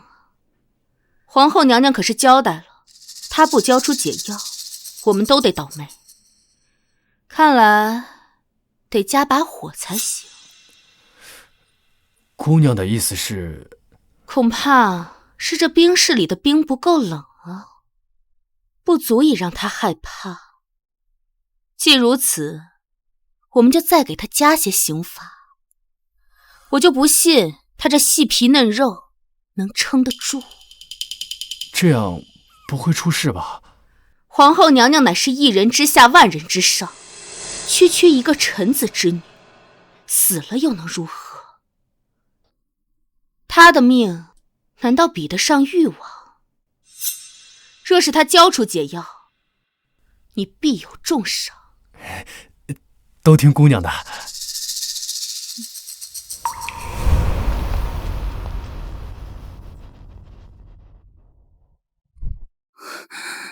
姐姐，我奉皇后之命再来问你一次，解药在哪？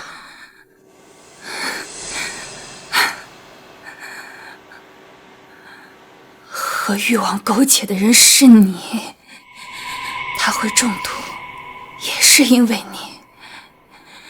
你来问我，看来你还真是不见棺材不落泪啊！既如此，就别怪做妹妹的不救你。皇后娘娘有令，你若是不说，就打到你说为止。鞭子。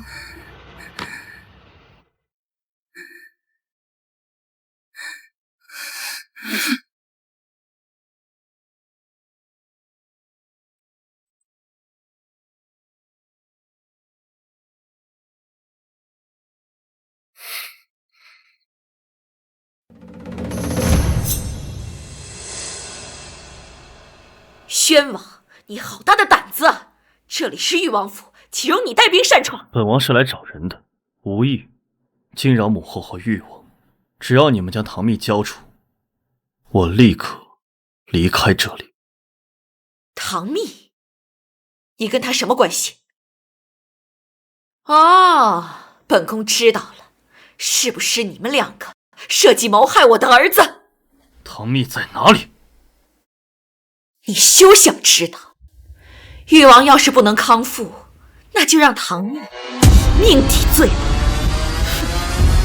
不交人，那本王就亲自找。来人，给我搜！就算今夜把这王府翻个底朝天，也要把人给我找到！还愣着干什么？还不拦住他！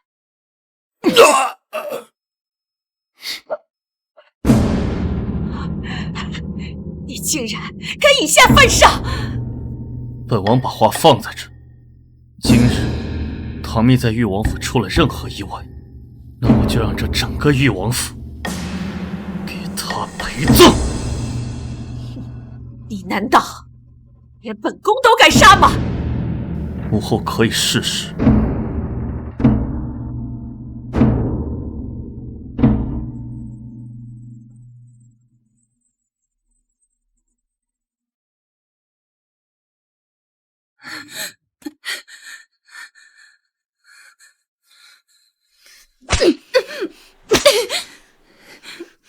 姐姐，这冰室寒冷，你若是失血过多，恐怕性命难保啊！你有本事你就打死我！翠花之多，断子绝孙，他注定登不上这皇位，你也休想怀上他的孩子，只能给我陪葬！你胡说什么？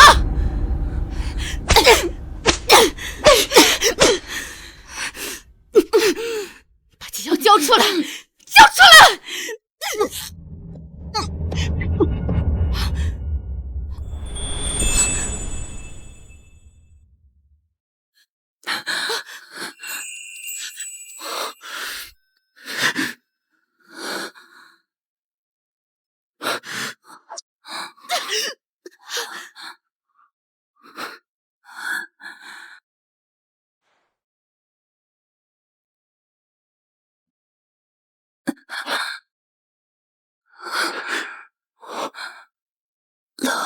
好冷，对不起，我来晚了。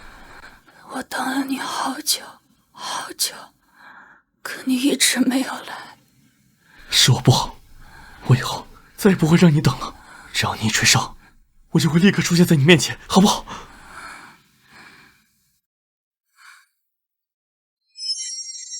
你找死！宣王殿下，你不能杀我，我肚子里可能还有誉王殿下的孩子。来人，把他给我带出去！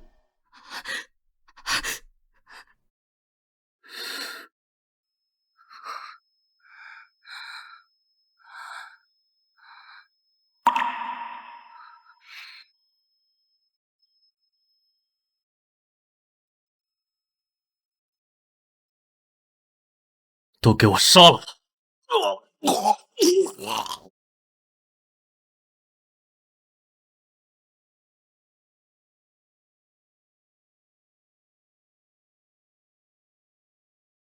母后，这是何意？誉王没有喜，唐蜜不能走。他能不能走，母后说了可不算。你，叶晨轩竟为了我做到了这种程度，他连得罪皇后都不怕，那为何前世却丢下我一个人？别跑，我带你离开这里。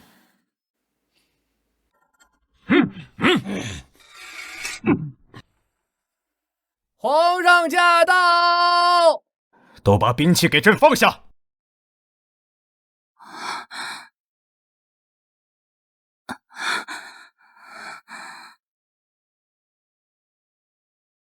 皇上，你看看这个逆子，为了一个女人闯进誉王府，与臣妾刀剑相向，他的眼里还有臣妾这个皇后和您这个皇上吗？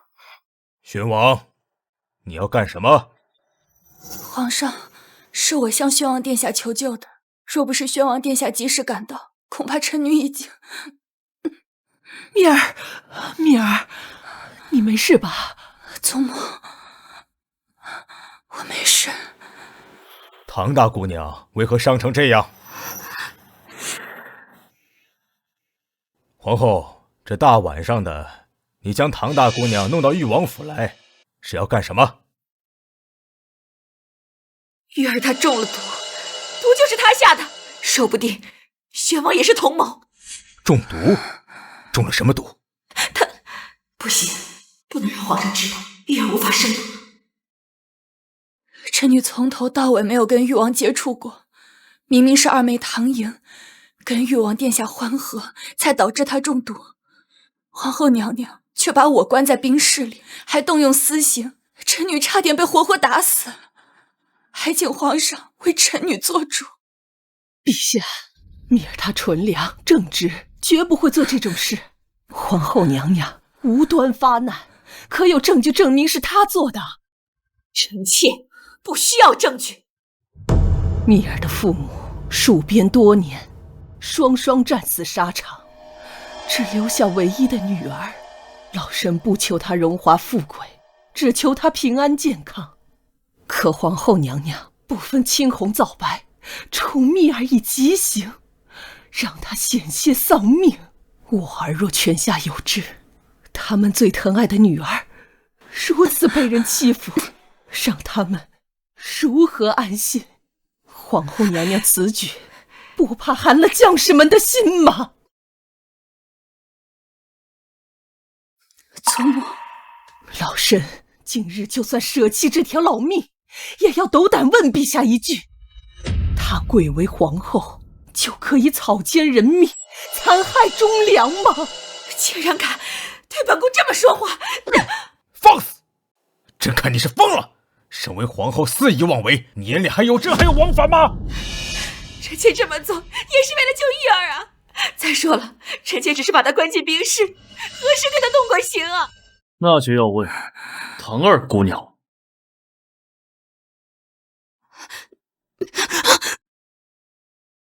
父皇，儿臣刚从冰室救人的时候，就看到唐宁手里拿着鞭子，意图勒死唐蜜。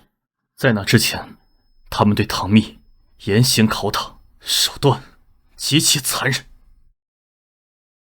唐寅，你怎么敢？皇上，臣女是担心誉王殿下，才一时冲动。是唐蜜，是他给誉王下了催花之毒。太医说可能会绝嗣。闭嘴！什么绝嗣？这个蠢货，谁让他把这个说出来的？催花之毒，臣女在古典上看到过，一旦中毒，断子绝孙。也不知二妹妹是从哪里传染上的，过度给了誉王，还栽赃到臣女身上。来人，把唐颖打入天牢！不可，说不定他还能怀上誉王的骨肉。是我唐家教导无方啊！我看在老夫人的面子上，暂且饶你一命。召太医会诊，给誉王治病。要是真的绝嗣了，那也怪他咎由自取。还有你，为了一个姑娘如此大动干戈，虽说是救人心切，但你做的太过了。你跟唐蜜又是什么关系？父皇，儿臣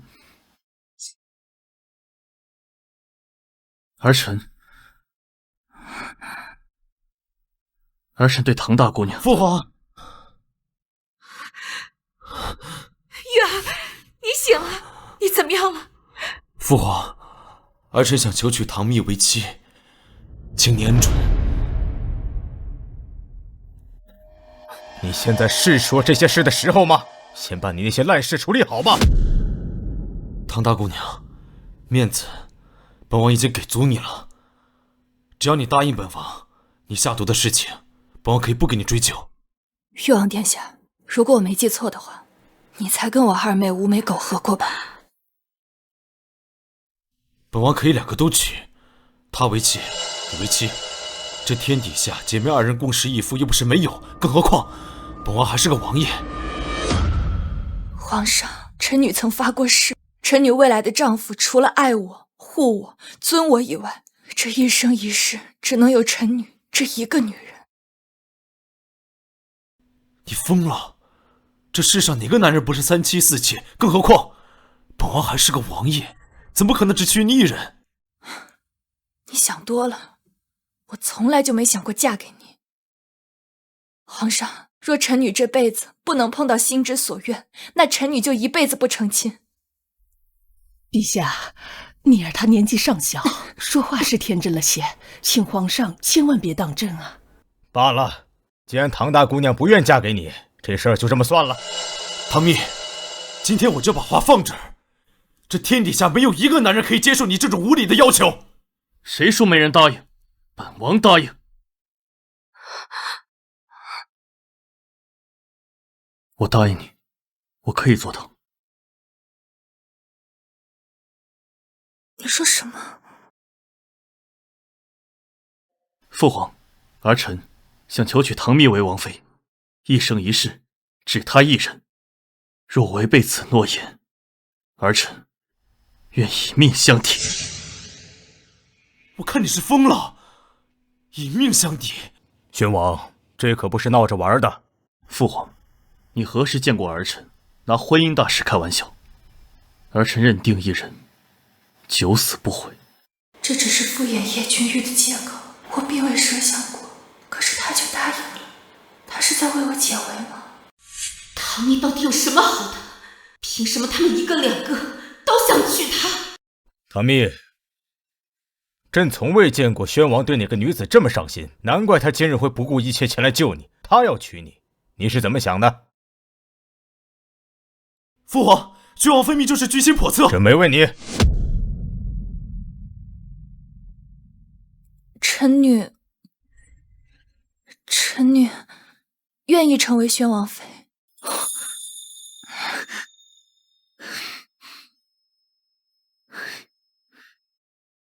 既然你二人两情相悦，朕岂有不答应的道理？老夫人，您觉得呢？只要蜜儿喜欢，老身自是欣然应允。那朕今日便给宣王和唐大姑娘赐婚，之后便让青天剑挑选吉日给你二人完婚。谢父皇。谢皇上。父皇，既然你跟唐颖有了继父之亲，那她也不好驾驭旁人了，那就让她入王府，当一个侍妾吧。侍妾？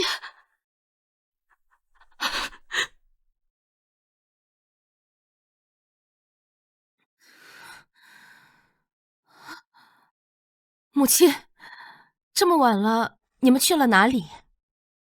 这个就得问你的好女儿了。莹儿，发生何事了？此前秦家来求亲，我同意了，可你死活都不同意，还将唐荣推了出去。现在好了，如愿以偿的进了誉王府了。真的？莹儿，誉王答应你做他侧妃了。不是侧妃，不是侧妃，那就是正妃了。太好了，太好了，这真是祖坟上冒青烟的大好事啊！娘，也不是正妃。不是正妃，那是什么？你的好女儿大晚上爬上誉王的床，害得誉王中了毒。皇上一怒之下，让她给誉王当侍妾，无名无分，丢人现眼。怎么会这样？莹儿，你再去求求誉王吧。你可是正经嫡出的小姐，当侧妃都已经够委屈了，岂能当侍妾呀？以她的所作所为，就算赐死都不为过。从现在开始，让她给我禁足在府中，不许她离开半步。蜜儿，奶奶给你去找大夫。唐蜜，看到我这样，你很满意吧？要不是你算计我，誉王和皇后怎么会厌弃我？我没有教你行妾，更没有教你下贱。你能有今日，全部都是拜你自己所赐。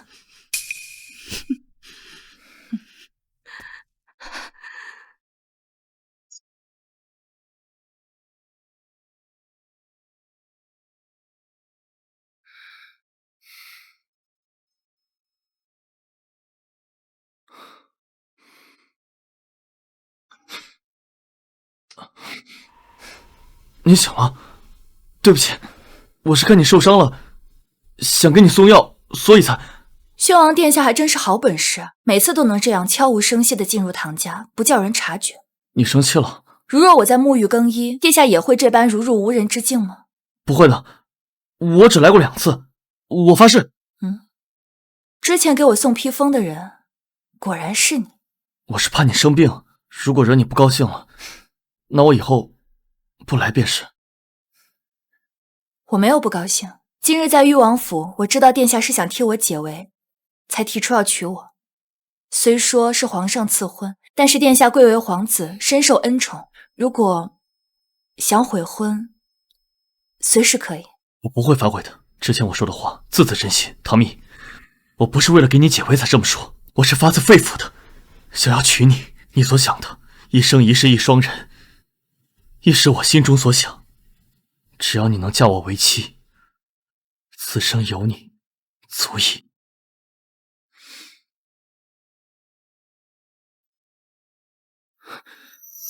可我们才不过几面之缘，殿下如何确定此生就非我不可？你就当作我是一见钟情。所谓一见钟情，不过是见色起意罢了。殿下了解我吗？知道我是什么样的人吗？如果我说我比你想象中的更加恶劣，你还会喜欢我吗？实话告诉你吧，誉王殿下的毒就是我下的。翠花之毒真的是你下的？你是想对付你二妹，还是对付誉王？那不过是我的事，与殿下无关。你的事就是我的事，你的仇人就是我的仇人。唐蜜，你不是我，如何知道我对你只是见色起意？我比你以为的还要了解你呢。我知道唐莹会去找叶君玉，所以便利用了她安插在我身边的婢女，设计她吃了含香丹。你想要叶君玉绝嗣？哼，我想要她死。你们之间是发生过什么吗？难道是上一次在白马寺的事让你恨他？我与叶君玉和唐莹有着血海深仇，此仇不报，我誓不为人，恨不得啖其肉，饮其血，将他们碾碎成泥。只可惜啊，他贵为皇子，实在是太难杀了。我费尽心思，也不过才将他绝嗣。可你这么做也会让自己陷入危险之中，为了对付他们搭上自己的性命，知道吗？那又如何？我偏要他叶君玉当不得皇帝，得不到天下，我还要唐莹不得善终。就算是自损800，杀敌1000，我也愿意。可我不愿意，我不愿看你身处险境，生死一线。你想杀谁？告诉我，我会帮你。你帮我？你要叶君玉和唐莹死，那他们一定会死，我向你保证。不问缘由？你不想说，便不说。但只要是你想做的事，可以帮你完成。他究竟是真心的，还是像叶君玉一样，想要我外族的兵权？等父皇赐婚的圣旨下来，我再来宣旨下聘。这段时间你好好养伤，等这段时间过了，我会找人把东西给你送过来。那可否请殿下帮一个忙？你说。我想让殿下在聘礼上做一个特殊记号。这是为何？这府里的贼已经蠢蠢欲动，我自然是要请君入瓮了。如卿所愿。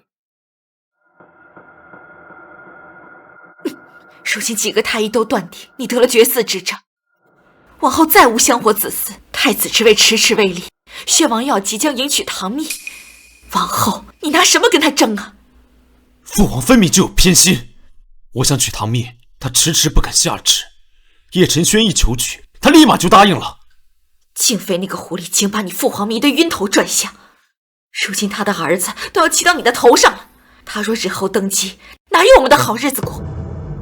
既然父皇不顾念父子之情，那就别怪我了。玉儿，你要做什么？母后就别管了，这江山我得不到，叶晨轩也休想得到。娘，我的嫁妆什么时候准备好啊？舅母3天2头差人来催促，说讨债的上门，他们要等不了了。催什么催？你的婚期是下个月，嫁妆自然也要那个时候送过去。况且他要的那么多，我筹备不用时间。还是二姐不争气，要是能在王府当个侧妃，我以后在齐府也抵其足些。结果算计半天只是个侍妾，害我脸上也没光。什么时候轮到你来对我评头论足？你敢打我？好歹我以后也是正头夫人，你算什么东西啊？你再给我说一句，信不信我撕烂你的嘴？我就说。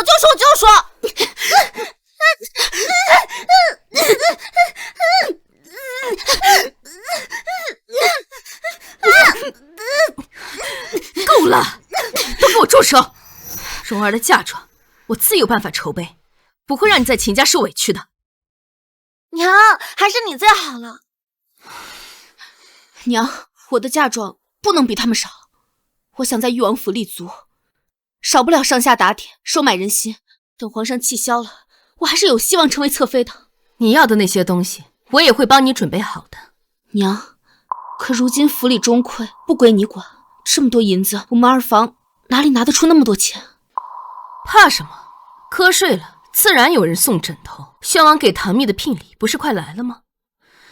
听说宣王私产遍布，家财万贯，他给唐蜜的聘礼必定丰厚。圣旨到，宣王殿下到。宣王殿下，尚书大人。今日礼部的圣旨已拟好，本王一并随行，给唐大姑娘下聘。王爷有心了。请唐氏长女听旨。奉先承运，皇帝诏曰：唐氏长女温良恭俭，有临下之风，端庄和顺，具母仪之范。今朕皇妻子陈轩，英姿挺拔，志存高远，为成秦晋之好，特选吉日，行6礼之仪。朕念尔贤良淑德，堪配宗室，特册尔为宣王妃。望尔和睦宗亲，共襄家国，一应礼仪，着礼部依制速办，告知天下，贤使闻之，钦此。谢主隆恩。老臣奉了皇上之命，备纹银1两，彩缎100匹，碧玉双璧，明珠10壶，更备金镶玉册、龙凤喜烛作为聘礼，以表皇家诚意。除去父王给的聘礼之外，本王另外准备了1000两黄金和100箱玉器珠宝给你，婚后将计入你的私产。这是礼单，你收好。唐蜜是给宣王下了什么迷魂药，让他这么在意他？1000两黄金，100箱珠宝，发财了，发财了！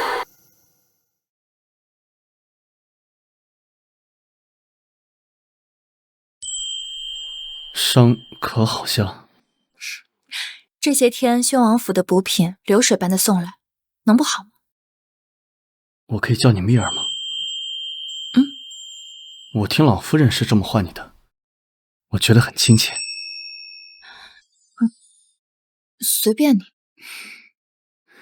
蜜儿，聘礼已经按照你的提醒，在每块金条后面都加上了隐蔽的记号，还有那些珠宝，也大多数是从我母亲的私库里挑选的，里面有很多贡品和御赐之物，宫中皆有记录。这，你把静妃娘娘给你的都给我了？是我母妃主动提出来的，虽然她没有见过你，但听我提起过，她特别喜欢你。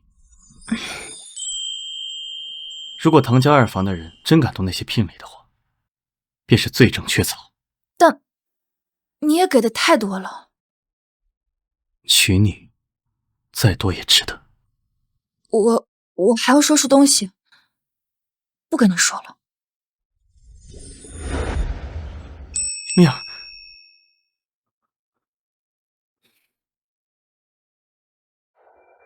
见过宣王殿下。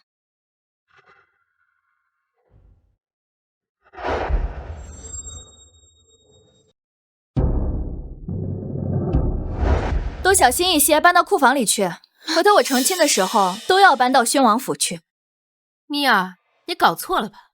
这些聘礼那是皇上和宣王府赐给我们唐家的，你能带走的，只该是嫁的。我看搞错的是2婶吧？我这自幼父母双亡，又无兄弟，夫家给的自然是我一个人的。谁说你没有兄弟的？你堂弟不是在学院读书吗？什么时候堂弟也能继承堂姐的聘礼？我倒要进宫去问问皇上，我朝当代到底有没有这条律法？你，哼，嘚瑟什么？他不给，我也有办法拿。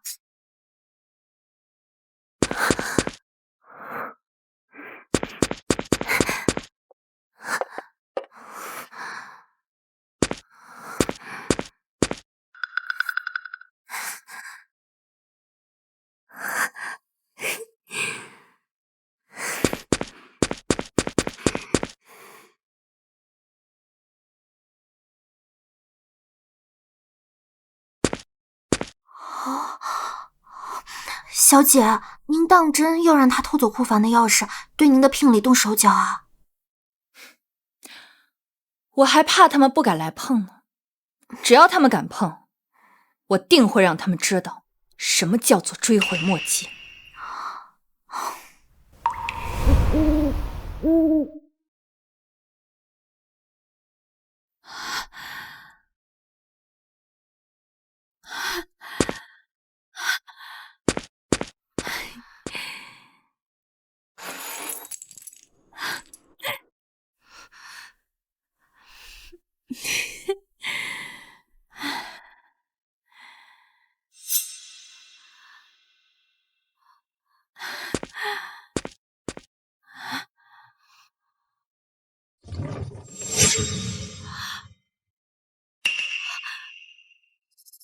我的娘呀！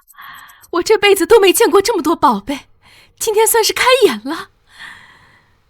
娘，唐明现在有宣王和皇上撑腰，司老太婆又那么庇佑他，要是被他发现我们偷了聘礼，他找我们算账怎么办？你放心，我已经连夜让那些工匠按照这些金条的模样，连夜做出金包银和金包铜。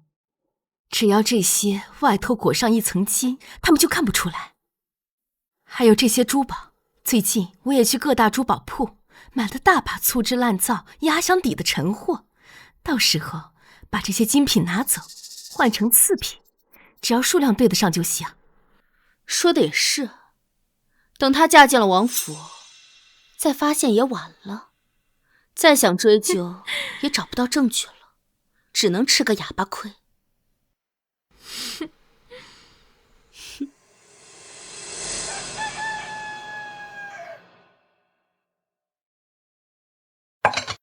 祖母，怎么了？怎么看着闷闷不乐的？誉王那边催促着让唐莹早点进宫，以防她有孕，要提前照看。他们的意思是，什么仪式都不需要了，一抬轿子直接抬进门。他想有孕，做梦。唐荣那边，秦家只用了1筐鸡蛋做聘礼，可你的二婶忙前忙后的准备了几10箱嫁妆，让外人知道了，都在笑话我们唐家呢。祖母，要不让唐荣和唐莹一起出门吧？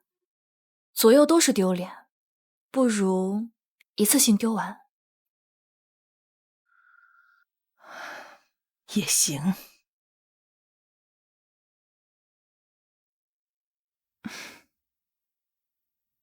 唐颖、唐荣，我会在那一日送你们一份大礼。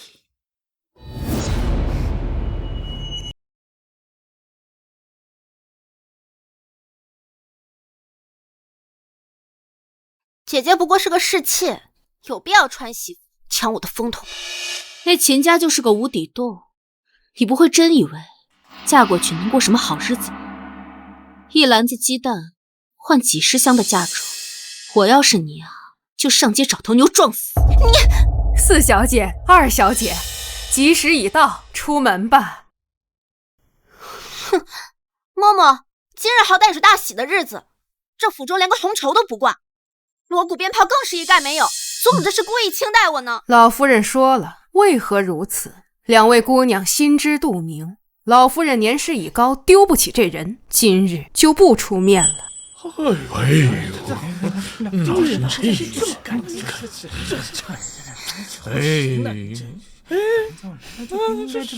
对嘛？是啊。舅母，嫁妆呢？嫁妆可要清点清楚，可不能缺了漏了。难看吧？是啊。舅母，这么多人在呢，你能不能少说2句？还没过门呢，就敢对我这个婆婆没大没小的了。起轿。且慢！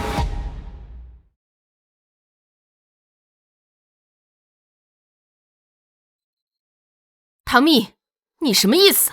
是想在大喜的日子捣乱吗？人可以走，嫁妆得留下。凭什么？凭什么？就凭你们的嫁妆，偷的是我的聘礼。你胡说八道什么？你胡说八道什么？我和唐荣的嫁妆都是我们二房精心准备的，与你何干？你该不会是眼红我们的嫁妆丰厚，想来抢吧？哎呦呦，大家评评理！我自己女儿出嫁这么大的事，我怎么可能拿别人的聘礼？这些天我忙里忙外，居然被他这么说，还要不要人活了？唐蜜，你还要不要脸了？怎么什么都要霸占？唐家二房再萧条，也不至于拿大房的聘礼吧？肯定搞错了。这唐大小姐是故意的吧？诚心让两个妹妹出丑。娘，我们不要搭理她了。她就是存心找茬，想当我们的及时。还是赶紧走，别沾了晦气。哼！来人，抬箱子。你这是做什么？这箱子里是宣王殿下送给我的聘礼。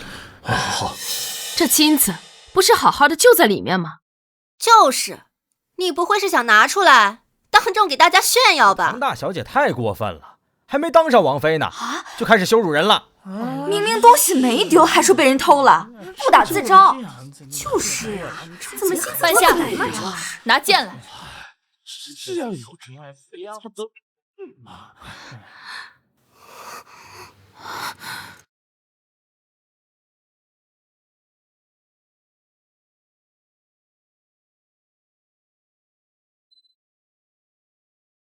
王爷，你怎么来了？听说王妃受了委屈，本王来给你撑腰。敢问宣王殿下，是否当众以权压人，欺负我们二房？是不是欺负，一会儿就知道了。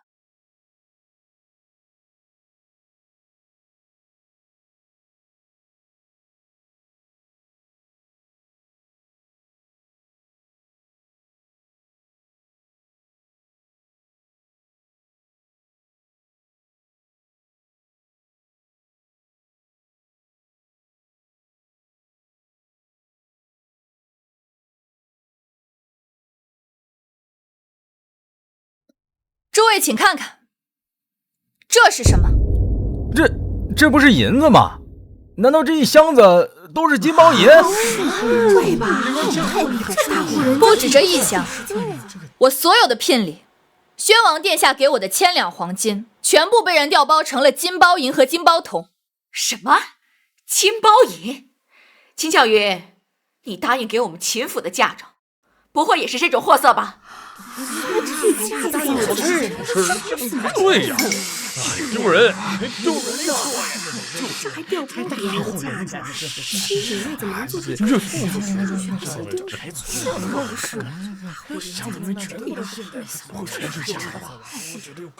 还有这些珠宝，原本是些珠玉翡翠，现在全部都是废品。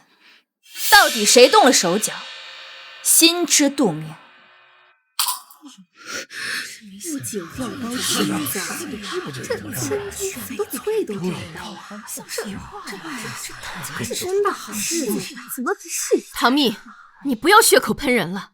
这些嫁妆明明是你自己保管的，府里可没人动过。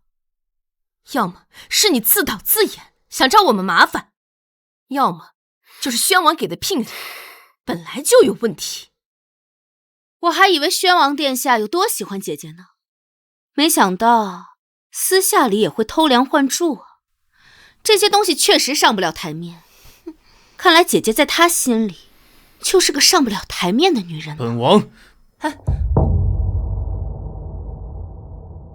二婶，你对两位妹妹母爱如山，想必这嫁妆肯定准备得很好吧？不如打开给大家看看里面究竟有什么。凭什么让你看？秦夫人，秦家应该指望那些嫁妆还赌债吧？你就不怕他们出了这道门，拿假的糊弄你？你说的对，是要检查清楚了为好。来人，把箱子给我打开！不能打开！你给我让开！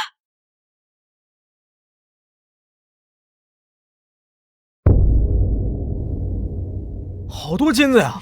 唐家二房这么有钱吗？好多钱啊！这么看来，唐家二夫人对女儿比宣王对唐大姑娘好多了。娘，不要自乱阵脚。现在他们还没有证据，只要死不承认，他们奈何不了我们。我的2个宝贝女儿，肯定不会让他们受委屈。唐蜜，要怪只能怪你娘死得早了，没法给你置办嫁妆，才会让你眼馋别人的。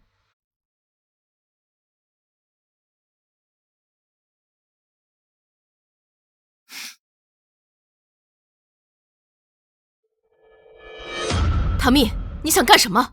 休要动我蓉儿的东西！睁大眼睛看看，这是什么？这金条的角落里居然刻了一个蜜字啊！蜜啊！唐大小姐的闺名不就是叫唐蜜吗？就是，所以这金子是她的，肯定是，肯定是啊！这还不是那？怎么这样啊？真是别人的东西！就是说呀，这铁证。本王下聘之时，为表诚意，让工匠在每一块金条的底部都刻了蜜字。不，敢问唐二夫人，你的2个女儿谁的名字带有蜜字？真不要脸呢！把那纯金换成金包银、金包铜，还贼喊捉贼！哎呦！要不是唐大小姐发现及时，不然啊，损失就大了。可不嘛！就是才被人倒台。这个死唐蜜居然在金子上刻字，害我们丢这么大的脸！许是下人搬运的时候看到金子都一样，就搬错了。姐姐莫怪，大不了换回来就是了。我的东西放在我的私库里，竟也能搬错？看妹妹这话，骗鬼呢！秦巧云，当初你可是答应了要替我们秦府还赌债，否则像唐荣这种水性杨花的女妇，我儿子怎么会娶？你今天要是拿不出来贵重的嫁妆，我跟你没完！这些金子恐怕是保不住了，但那些珠宝，他们总不会一一刻字。我原本想着比着蜜儿的聘礼来准备嫁妆，所以才会让人搬出来。只是情急之下被下人混淆，现在误会解除，让人把金子换回来就。二婶，可不只有金子啊，还有百香珠宝呢。蜜儿，这你可就冤枉我了。这些珠宝都是我亲自挑选的，这几日我往来各大珠宝货铺，不少人都瞧见了。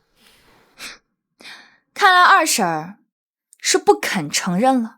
姐姐，是你的，我们还给你；不是你的，你也不能趁火打劫吧？唐二姑娘，你这手上的镯子，本王看着甚是眼熟。如果没看错的话，这是当年我母妃刚入宫时，父皇御赐之物。连这镯子的样式，都是我父皇亲自设计的。什么？不如这样，本王去将我父皇请过来，请他亲自辨认，如何？许是我弄错了。唐四小姐，你头上的簪子是去年西域送进宫的贡品，不知你的父亲兄弟谁在朝中能有这般颜面，连这贡品都能拿到了。我二姐可是誉王的女人，是她送给我的。你胡说什么呀？哦，原来是誉王殿下给你的呀。那也就是说，你们的所作所为，他全部知晓了。那也就是说，你们的所作所为，他全部知晓了。偷窃御赐之物和贡品，还污蔑王爷。二婶和二妹妹是打算在牢狱里蹲多久？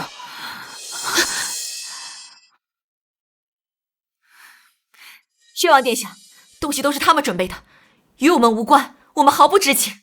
对，唐荣我也不娶了，反正我也不想娶她。要杀要剐，你们随便。告辞，我们走。走。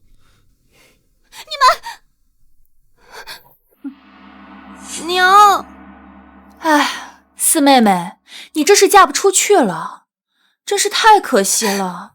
不过好在二妹妹不受影响，毕竟你跟誉王殿下的感情如此深厚，早就珠胎暗结，她应该不嫌弃你吧？你是故意的，从一开始你就设下了圈套，等着我们上钩。要想人不知，除非己莫为。二婶和二妹们还是想想进了官府之后怎么降低刑罚吧。唐蜜，你不能这么对我，我可是你二婶，宣王给你的聘礼本就属于整个唐家，我拿走一部分又怎么了？这是你本来就孝敬我的。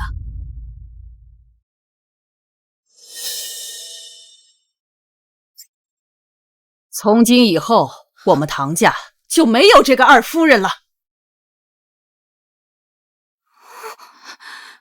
我们唐家世代忠良，没有你这种不仁不义、不孝不悌的东西。母亲，你不能休了我啊！这么多年了，我在唐家没有功劳也有苦劳啊。我给过你很多机会，可你却变本加厉，毁我家风，留在府中祸害无穷。来人，将他们送到官府去。母亲，母亲！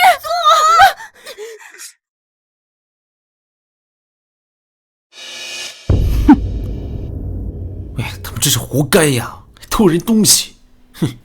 我会让官府的人从严发落，绝不会放过他们。不，我不希望王爷插手。为何？因为叶君玉一定会插手。据我所知，唐莹近日拜访了不少大夫，最后求到一个产婆那里。产婆？她有孕了？她没有有孕。这位产婆除了替人接生，还私下售卖假孕的药物。没猜错的话，唐莹很快就要说自己怀孕，让誉王殿下救她出来。到时候，王爷可别忘了让言官多参几本。本王知道了，都如王妃所愿。我还不是王妃呢。早晚都是我的王妃。都是因为你，本王今日上朝被10几个官员参奏，说我纵容侍妾，不顾礼法，更有甚者，说是我指使你们母女偷盗行窃，本王的名声都被你给毁了。都是那个唐蜜害的，王爷，那个女人不是善茬，她若真的嫁到誉王府，绝对是个祸害。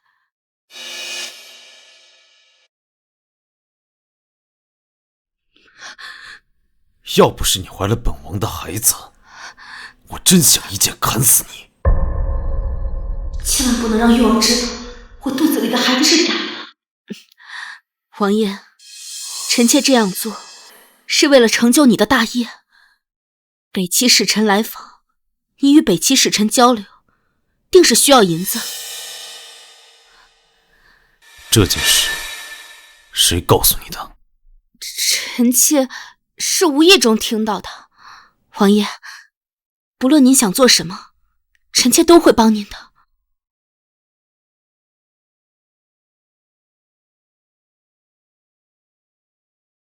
既然你知道了，就去帮本王做一件事。你大伯生前戍边多年，肯定有不少边防图吧？您是希望我把边防图偷了？乖乖配合本王。若本王成就了大业，自然少不了你的好处。是。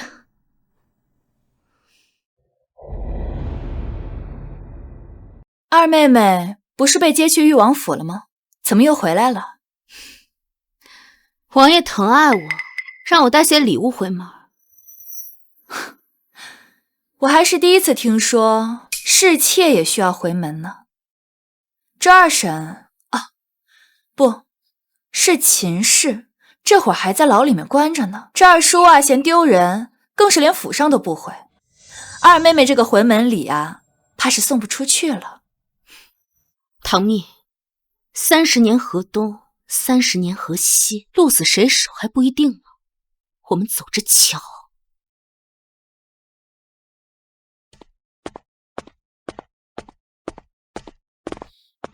这唐莹明知祖母不待见他，不可能跑回来自取其辱，恐怕他回门另有目的。盯紧他。是。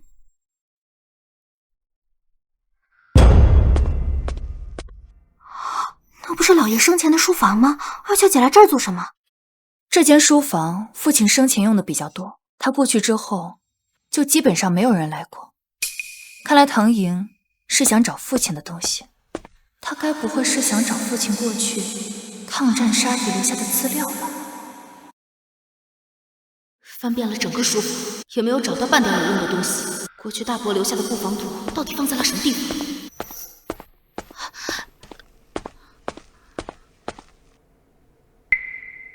你还回来做什么？祖母，孙女记挂您，思家心切，特意回来看看。您就让孙女多住几日吧。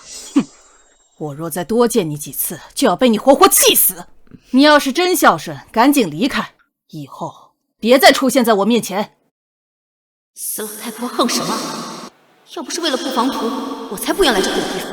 祖母，我近日将父母的遗物都放在房间的柜子里，想着日后出嫁一并带走，您看可以吗？你是个孝顺的孩子，祖母怎么会介意？一切都随你。原来遗物都在唐蜜房间。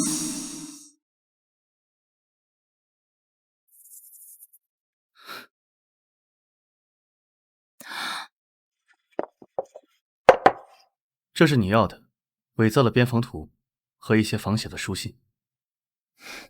虽然我相信你要这些东西有自己的考量，但还是有些好奇，你想做什么？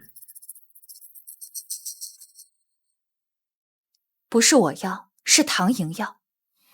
我发现他回家鬼鬼祟祟，溜进了父亲的书房。我怀疑是叶君玉跟他说了什么，他想找我父亲的遗物。叶君玉，如果他真的想要边防图，恐怕包藏祸心。唐将军生前守的是我朝和北齐的边境地界，怎么这么巧，北齐使臣就在京中呢？如今朝野上下都知道他得了绝嗣之症，再加上他作风不检点，多次受到弹劾，他自己心里一定清楚，他无望继承大统。他确实无望了。父皇已经通知礼部，10天后在皇家寺院祭天，将册封我为太子。真的？你要成为太子了？是，很快你就是太子妃了。叶君玉，这一世我会将你想要的一切全都摧毁。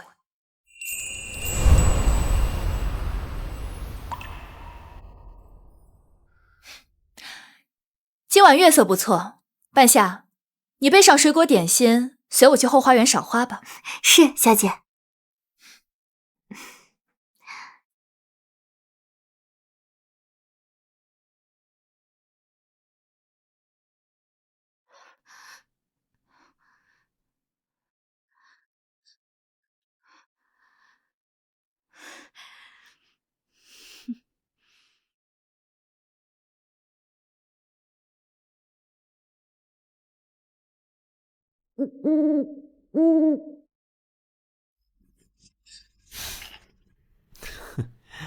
好，好啊！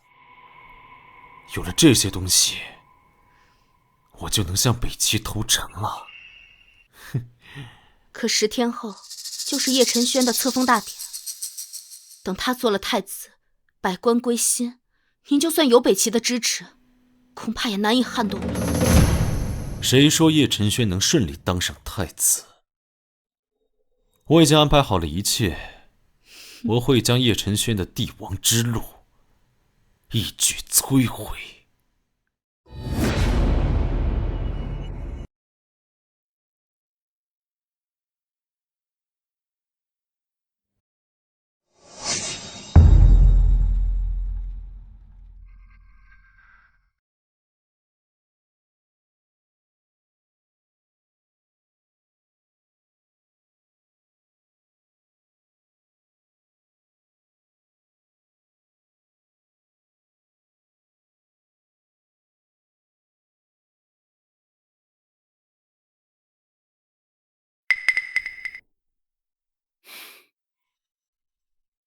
今日祭天是为储君一事，皇上已经下了旨意，立七皇子宣王为太子。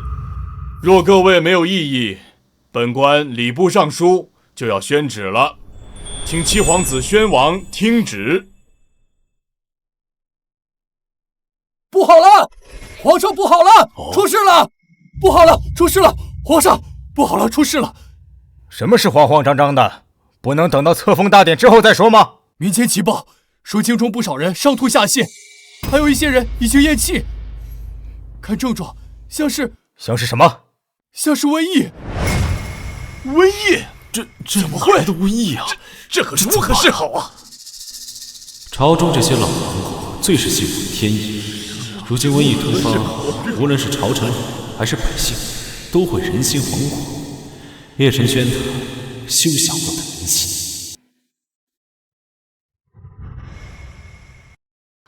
如今又无战事和灾害，无端生出瘟疫，老臣恐怕是天降惩罚呀！天降惩罚？这是何意啊？宣王恐怕是做了有违天道的事，惹怒了上天。听闻不久前，他带人冲进誉王府，对皇后娘娘刀剑相向。我朝素来以孝治天下，宣王此举乃是大不敬。宣王并非宫中嫡子，名不正言不顺，如今京中降下瘟疫，恐怕是上天的警示。皇上，臣妾觉得大臣们说的有道理。若我朝的储君不是天道所认定的人选，那恐怕后患无穷啊！请皇上收回成命。请皇上收回成命。谁说这是瘟疫的？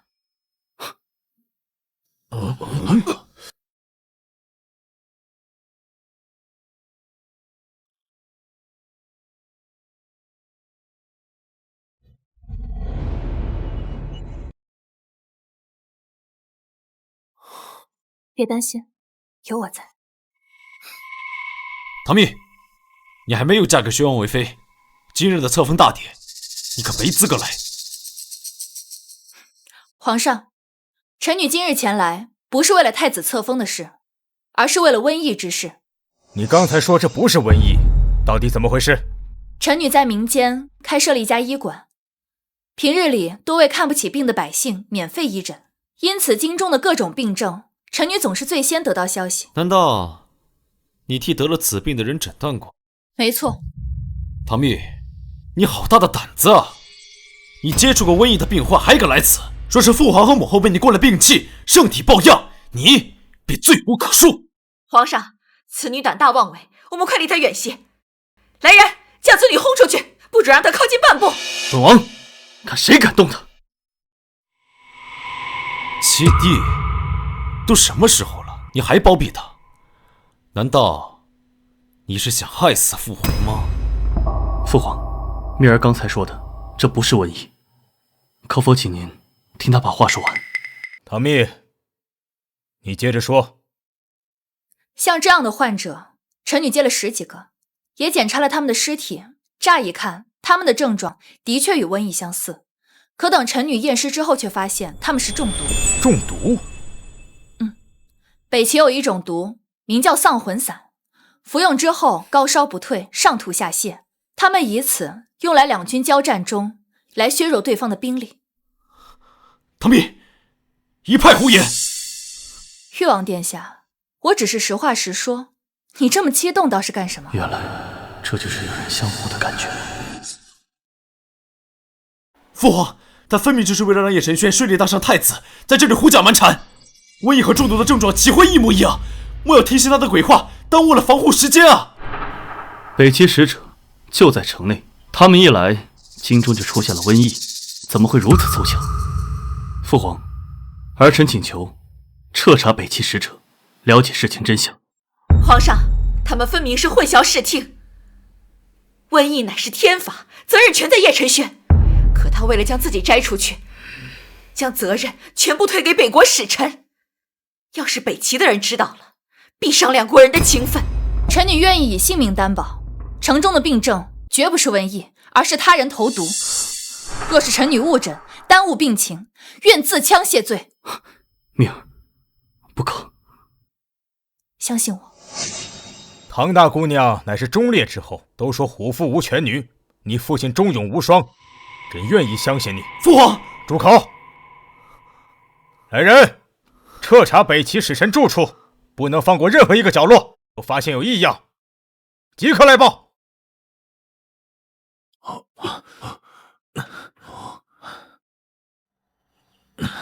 皇上，臣等彻查北齐使臣所住驿馆，发现几包不知名的药品，让太医鉴定后得知是毒药。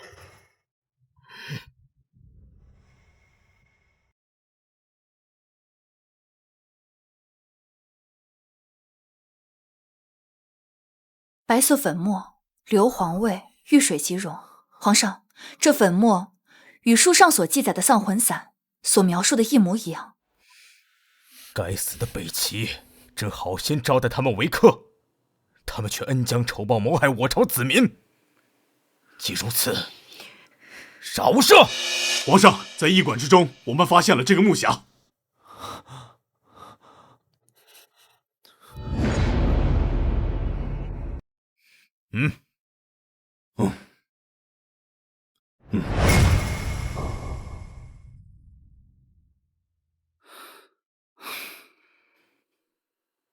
这不是我朝的边境布防图吗？北齐人手里怎么会有这个？莫非是有人通敌叛国？这不可得了，一定要彻查到底啊！对呀，父王放心，这张布防图是假的。假的？你怎么知道？宣王，莫不是你就是跟北齐串通的？你倒是不打自招啊，省得我们再追查了。你说这话，不觉得心虚吗？什么意思？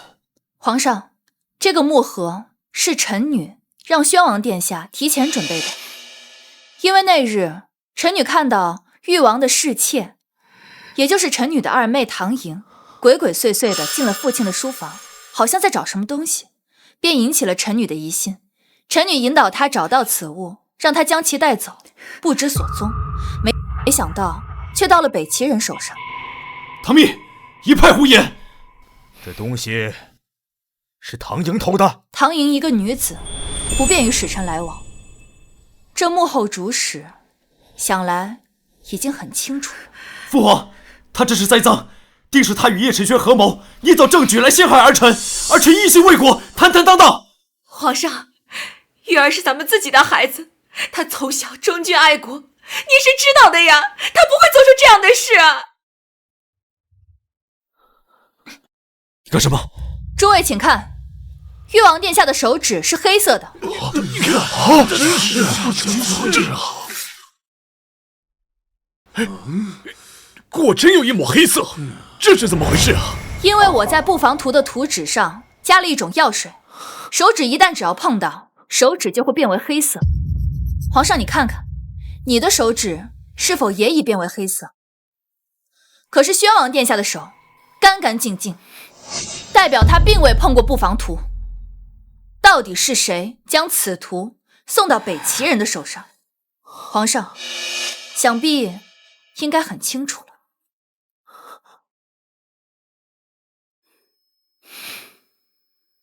都什么时候了，他还有这个心思？叶君玉，你好大的胆子呀，竟敢私通外敌！父皇，父皇，儿臣冤枉，儿臣毫不知情。这手上的黑色印记，定是碰到什么脏东西留下的，不是什么药水。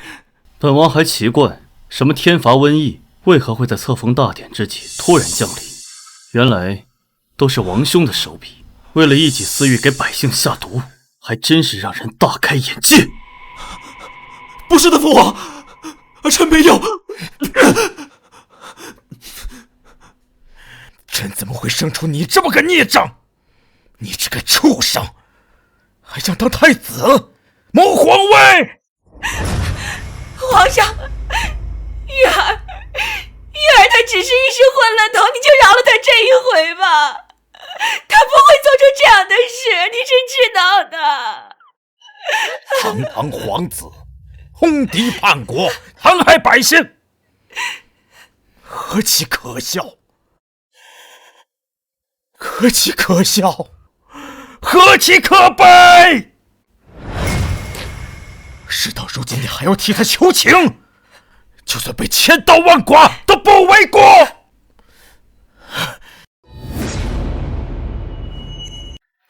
我会这样，还不都是因为你？因为我才是你的嫡子。可从小到大，你都不喜欢我，只喜欢老七。说你早知立储，我何至于死？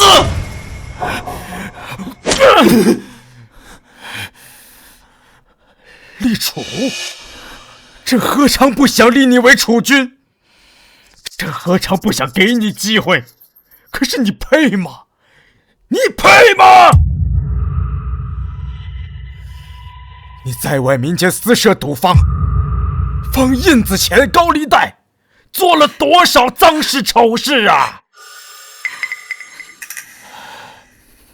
只想送你去战场上历练，你贪生怕死，想让你饱读诗书，你敷衍了事。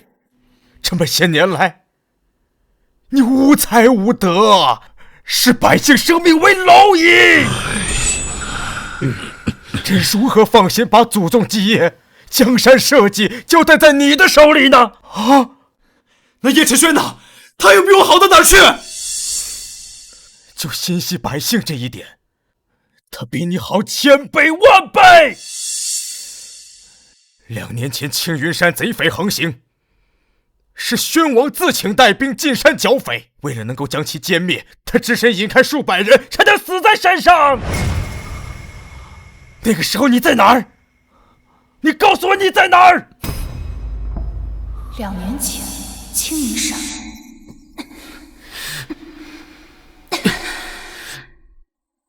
难道我救下的人是他？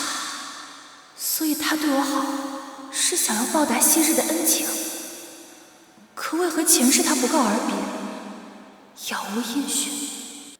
怎么了？哦，没事。叶君玉，来人！叶君玉罪大恶极，不配为王。自今日起，褫夺其封号，贬为庶人，严加看押，择日处死。带走。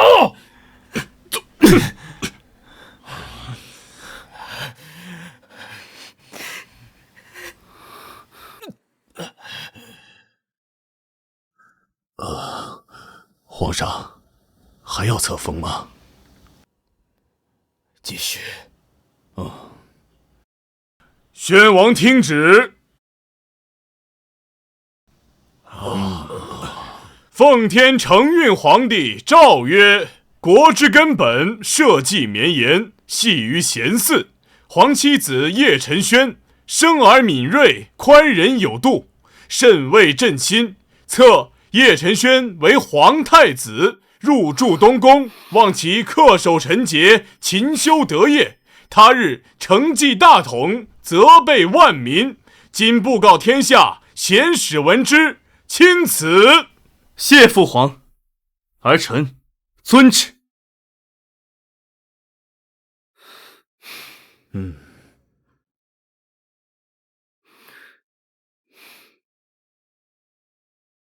儿臣定不负父皇所托。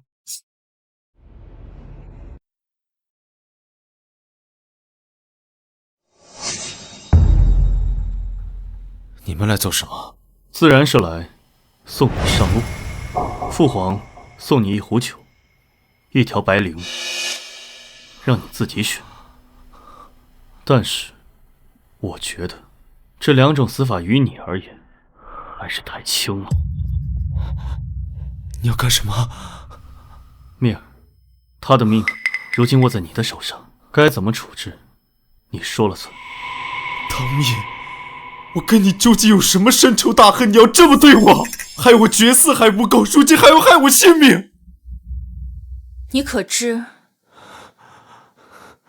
我为何一定要让你断子绝孙？因为像你这种人，根本就不配有孩子。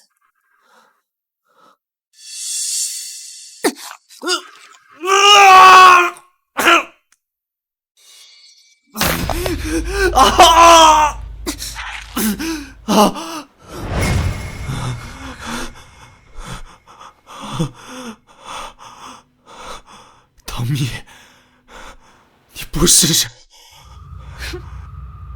对，我就是从地狱里爬出来的厉鬼。我曾发过誓，上穷碧落，下入黄泉，我一定要找你索命。我何时得罪过你啊？你我之间有着累世的仇怨。你可知，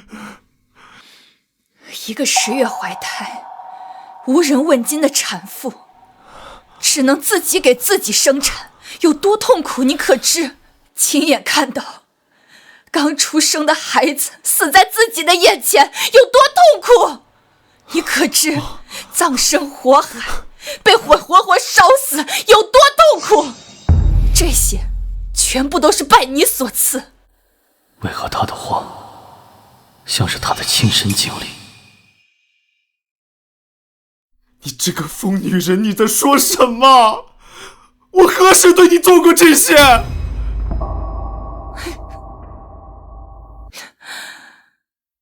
不重要了，你也不必知道了。我会打断你的腿，将你封成石雕，长日跪在烈日暴雨之下，让你生生世世、永生永世都在忏悔、受罪。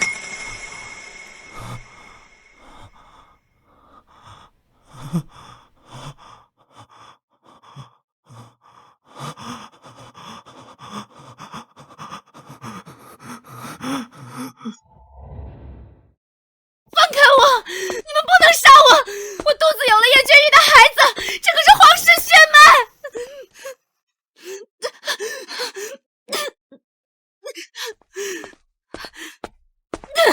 放开我！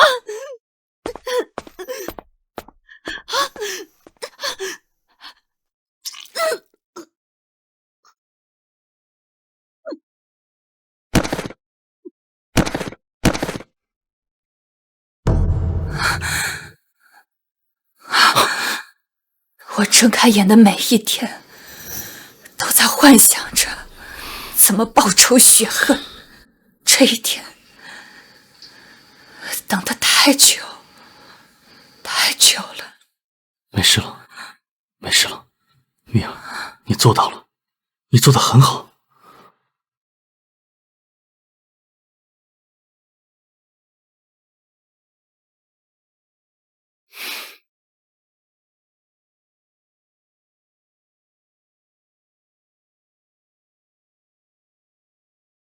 睡吧，你今天太累了，我会在这里陪你。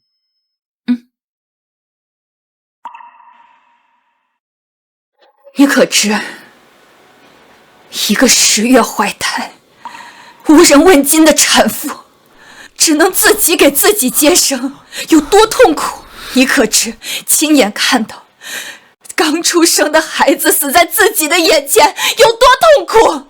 你可知？葬身火海，被火活活烧死，有多痛苦？他究竟经历过怎样的过去？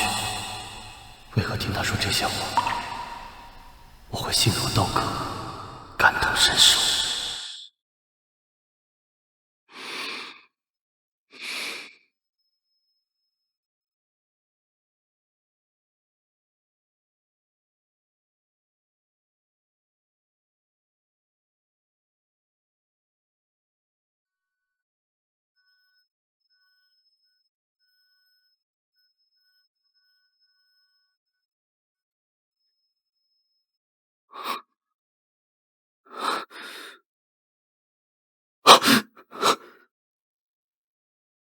殿下，您终于醒了。我的头好疼，昨天发生了什么？为何本王什么都不记得？是长公主的女儿芷清郡主派人送你回来的，具体发生了什么，属下也不清楚。我好像忘记了一个人，一个很重要的人。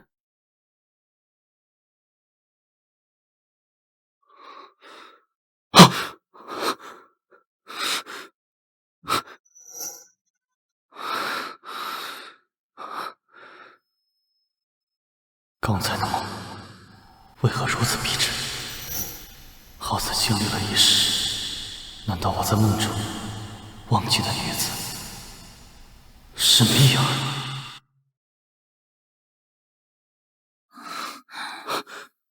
蜜儿，怎么了？刚才我做了一个很长很长的梦。梦见什么了？我梦到我们在公主府双双中毒，情难自控。可我醒来后，却发现自己身在王府，忘记了关于我们的事。等我再想起来的时候，你已经嫁给了叶君玉，成为他的王妃。后来我心中伤感，跟父皇亲着去了边军，一待就是数年。等我再回京城，就听闻你葬身火海，香消玉殒。蜜儿，那究竟是一场梦，还是真实发生了一切？你对叶君玉说的那些话，究竟是什么意思？那不是梦，那是你我经历的前世。我原以为你是不愿背负骂名，所以才抛下我，让我独自一个人面对一切。我从来没有想到，原来是你失忆了。对不起，都是我的错，对不起。如果当时能想起来的话，你就不用面对那些事。蜜儿，是我负了你。你可知我等你等了多久？你记得在青云山吗？那是我第一次见你，那时我身受重伤，若非你用凝血草救我，我多半是活不下去了。康复之后，我曾多次派人找过你，但了无音讯。直到在上公主府，好不容易与你重逢，却发生了那种事，甚至我还失去了关于你的记忆。或许这就是命运弄人吧。还好，这一世我们没有错过。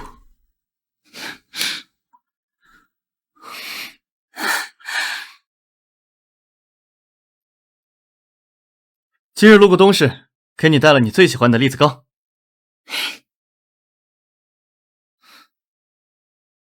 爸爸，难得今日朝中休沐，姑带你去梨园听戏。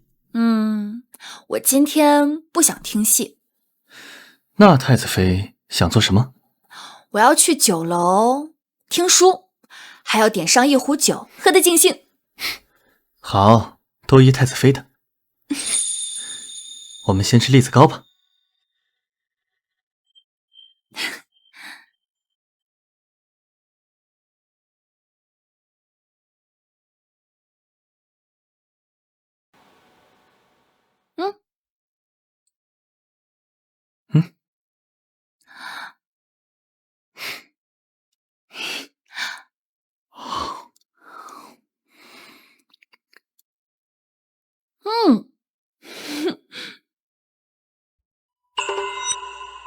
我从前并不觉得人死债消是对的，有些债就算仇人死1000次、10000次，也难解我心头之恨。可有人教会了我，爱比恨强大，放下仇恨也是放过自己。往后的时光，我只想好好感受阳光雨露、人间草木，还有失而复得的爱人。若我们的重逢是命运的馈赠，那么炙热的爱意就是穿透云层的月光，指引我走出黑暗。从此前尘隔海，天朗气清，自由的风一路相送，把我和他的故事书写成我们。